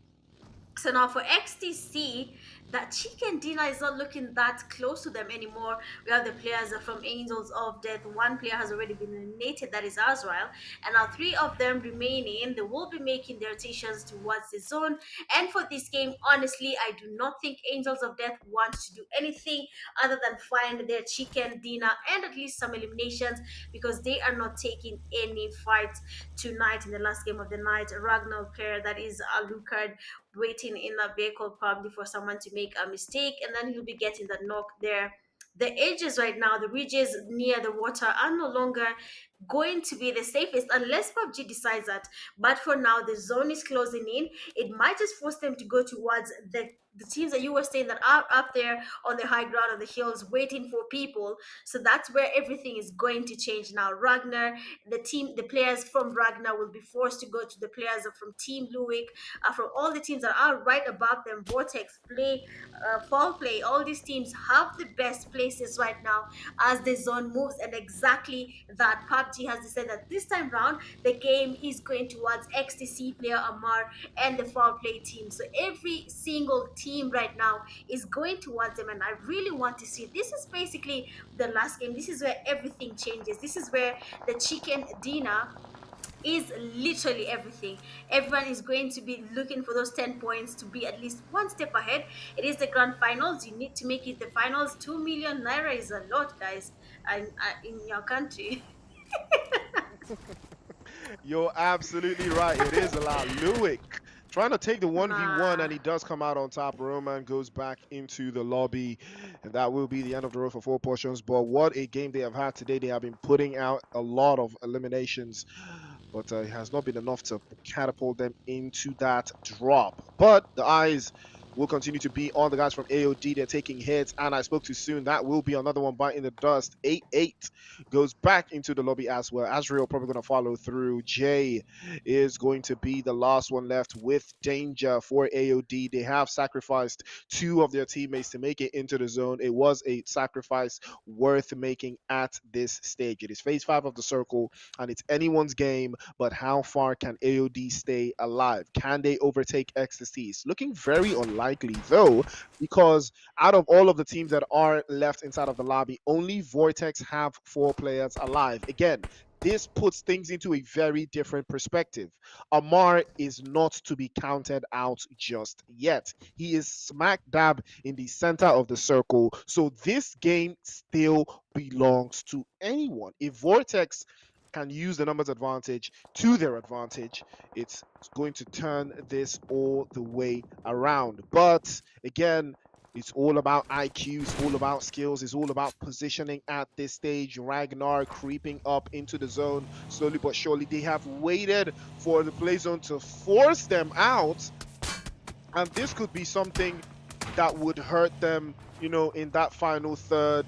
You can see them trying to make a rotation around that southeastern side. It could be a big chance for them if they do make their way into the zone. I would be very, very impressed because they picked a much more difficult rotation to make through. But Danger's on the other side, trying to keep it odd. He circles back. They make their way into Luik, and that's going to be a very, very difficult position for them to hold on. Ragnar will be going out, and that will be the end of the road for them. They finish in ninth. Sir Ragnar there has been eliminated. I was hoping this time now Ragnar will do something. They survived for quite a long time there, and I was kind of vouching for them. In my head, I'm like, I need to pick new teams for tomorrow, the next, the day after tomorrow. but it seems like they're really having a hard time here. Angels of Death have lost their two players, and now the last two, that is Danger and Jay, has been spotted there. The damage is quite high. Dark player that is coming behind them. Darkness actually and Abu Bakr, all of them are getting closer. Danger trying to get some damage on the players from Dark Knight. But remember, the numbers are everything. Jay that's coming from the side there does get the first knock on the players from Dark. The damage from the players is quite high. Jay being quite damaged. Darkness going in for that, which the spray is beautiful, but doesn't really get any damage. So just DBS. The pre-fires doesn't land any shot yet. S12K and the DBS. You have to be good at the shotgun to play with this gun. And there we go. Darkness being able to get that knock on Jay. Angels of Death are not really having a good time right now. One player is standing on their side, but for this side, Neon Rising is trying to get some Kobe's on the players from Vortex. The nades are getting cooked up. Is it going to be a Kobe though? It doesn't really connect yet. Some damage is not even registered on the players from Vortex. Nades are still getting cooked up, but no one is getting knocked. Neon Rising, Foul Play, and the players from Vortex, all of them in the same compound. Nades are getting cooked up. No one is getting damaged. Fair is basically holding a very nice place in that building, waiting for someone to get closer to him. But for now, the Angels of Death will be going back to lobby. GG's for that. Foul play players are trying to really defend this compound. The players Mafro Esport player that is Sword has been eliminated as well, and now six teams remaining. Foul play that is player that is PlayStation Zero is waiting for someone to make a mistake, then maybe they will get at least a knock that will let them get a push happening on their side. PlayStation waiting patiently. Nades still getting cooked up. It actually does get a Kobe on the player from Neon Rising, that is Beekeeper, with now two players standing. That guy and his teammate Wizard have everything depending on them. The chicken dinner, the win on this fight is all dependent on the two players. And Nade is getting cooked up though. Is it going to be another Kobe, or this time round the players from Vortex are taking on the players from Neon Rising, taking them back to lobby easy peasy? They have to be on alert though. Foul plays coming on the right here. They will be third party in this fight. If you're not careful, you will be next in lobby. Pharaoh going in for that push, a shotgun in hand. Does get some pre-fires happening. Doesn't really get a knock, but then the TPS from that guy does connect. One more knock there on the player from Neon Rising. Beekeeper is down. The player that is standing is not that guy. Being quite low as well. Has to really put his best foot forward. Otherwise, they will not be having that chicken rather for this last game. Lee here in the nade getting cooked up there. The players from Neon Rising getting the revive. Lee getting the heal happening so that he can prepare to take on the players from Neon Rising. That guy tries to go in for that push. The DBS is still looking for Lee here. The DBS really has to make it work. Otherwise, the zone is not your friend here. The damage from the zone. And just like that, Lee has been eliminated. 4 teams remaining. And now this is where it all gets a little bit heavy. Ooh, heavy is the head that wears the crown. Amar has been spotted, and that could be the end of the road for him. And everything has started to fall in the path of foul play. Do you suspect foul play? No, I do not. Play zone has spotted Sicario. Gets him knocked away there. Lewick in trouble though, trying to play as a 1-2 split. They're trying to make something happen out of that position on the western side, but it's looking very uncomfortable. Reza's still very prone, still crawling on his belly. You would think he's a big python at this stage, but that is not going to be the case. The utilities flying all over the place right now. Reza's has still refused to move, trying to keep this up. Play with Souls on the right-hand side, trying to do a little bit of a bait and switch there, but foul play every waking second. This could be their game. The Groza charged, armed, and ready to blast those 7.62 millimeters into unsuspecting opposition, and that will be a wrap. Rezas goes down to Beekeeper, and now it's foul play against Neon Rising. Two big juggernauts now trading blow for blow. The M4 is going absolutely insane, and that is the danger of playing too close to the zone. They're hurt, and Wizard will trade one off as well. Tries to take it one for the other. Beekeeper plays off the right hand side, tries to keep the angle there, but it's looking very unlikely. It was a beautiful grenade. Surely the second one will connect. He backs it off a little bit closer. PlayStation 4 again to close into the right hand side. Tries to get the drop, but not this time. Foul play will play the chicken dinner to perfection, and it is well deserved. Exactly. Amazing, amazing gameplay from Foul Play. I think now they're the happiest team when it comes to the first day in the grand finale. They have been able to get the chicken dinner, not even the first one. Okay. Foul Play is enjoying tonight's results. They have done a really good job there. They're looking at the stats for the team. PlayStation 5, they're getting 5 eliminations at damage of 1,176. PlayStation 0 getting 2 eliminations at damage of 228. Played Souls, 1 elimination at damage of 296.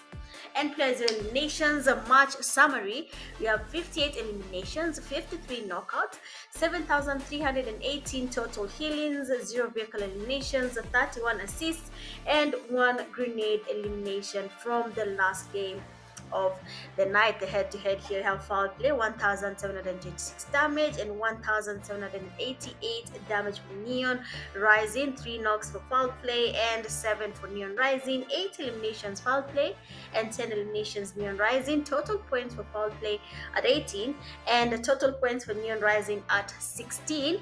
Looking at the MVP of the match, Foul Play, PlayStation 5 getting 5 eliminations, a damage of 1,176, 1 assist, 2 knocks, 252 heal, and a survival time of 30 minutes. Top players there we have PlayStation with 5 eliminations. Coming second, Darkness, 5 eliminations as well. But third place, you have Vortex, that is Pharaoh, with 3 eliminations. Fourth, Neon Rising player Beekeeper, 4 eliminations. And then fifth place, we have Vortex player Lee with 3 eliminations from the fifth match of tonight. Seems like Amar did not make it to the top players for this last game, but the rankings for the fifth match we can see in the first place is the players from the team Foul Play, with a total point of 18. Neon Rising coming second is 16, third Dark Knights 12, fourth Vortex 10, fifth you have Team Beat 9, XTC Tiny 4 potions at 6 points, Angels of Death 5, Tribe Warriors 3, Afro Esports 2, RFT 3 crowns, and Ragnar with 1 point total, and then Dream Team, Harsh Esports, and the Club of Ballers getting 0 points from that game. That was really interesting to see. Honestly, the last game is usually having a lot of drama, and the overall top players, we have PlayStation 5 taking Amar's sport at the first place in 15 eliminations. Amar also in 15 eliminations at second place. Third place also having 15 eliminations, that is Tribe Warrior player MVP. Fourth, we can see Darkness with 11 eliminations, and then fifth we have Angel of Death player Danger getting 13 eliminations in total for the 5 games played tonight. It's actually really good to see that the MVPs have been spread out throughout the teams. We cannot see at least one team having all the MVPs, so that is really, really good for the teams here, seeing how they have performed in tonight's first day finals in this league. Yeah, I mean, it's good work. We love to see it. PlayStation 5, getting up in front. But Ecstasy finishing the day in solid fashion on top of things, 55 points in total. But AOD will not give them breathing room going into tomorrow, because now, it's just 4 points difference. And now Foul Play with that chicken dinner, the only team to have 2 chicken dinners tonight. With 49 points. Again, 2 chicken dinners is still not enough. Doesn't put them in first place, but it puts them very, very close. Neon Rising, no chicken dinners, and still not too far away from that top 3 finish. Remember, the top 3 teams are the teams that will get a little chunk of that prize money. And Tribe Warriors need to rise up to the occasion tomorrow if they want to, stay inside of that top 3, if they want to keep that position open. Dark Knights also in the mix with 29. 3 Crown Esports all the way down in 7th. With 28, Vortex also all the way down in 8th with 25. Same 25 goes for 4 portions. Harsh Esports also with 22 in 10. And right now, Dream Team, Luick, Afro Esports, and Ragnar with Arab T all struggling to break into a 20 digit. But COB, unfortunately, still yet to find their rhythm. They finish with 7 points on the board, and unfortunately it is not enough. They need to do so much better if they want to get into that top draw. But it's not over just yet, ladies and gentlemen. The action will continue tomorrow, so stay locked in. It has been an absolute banger tonight in the finals. We've seen some crazy turnouts. Can we see more tomorrow? I absolutely believe it. It has been an honor to give you guys all of this action. It's good night from me and Mitch, and tomorrow we'll bring you more action. So until then, stay tuned. Don't forget to like, share, and subscribe. See you guys. Peace.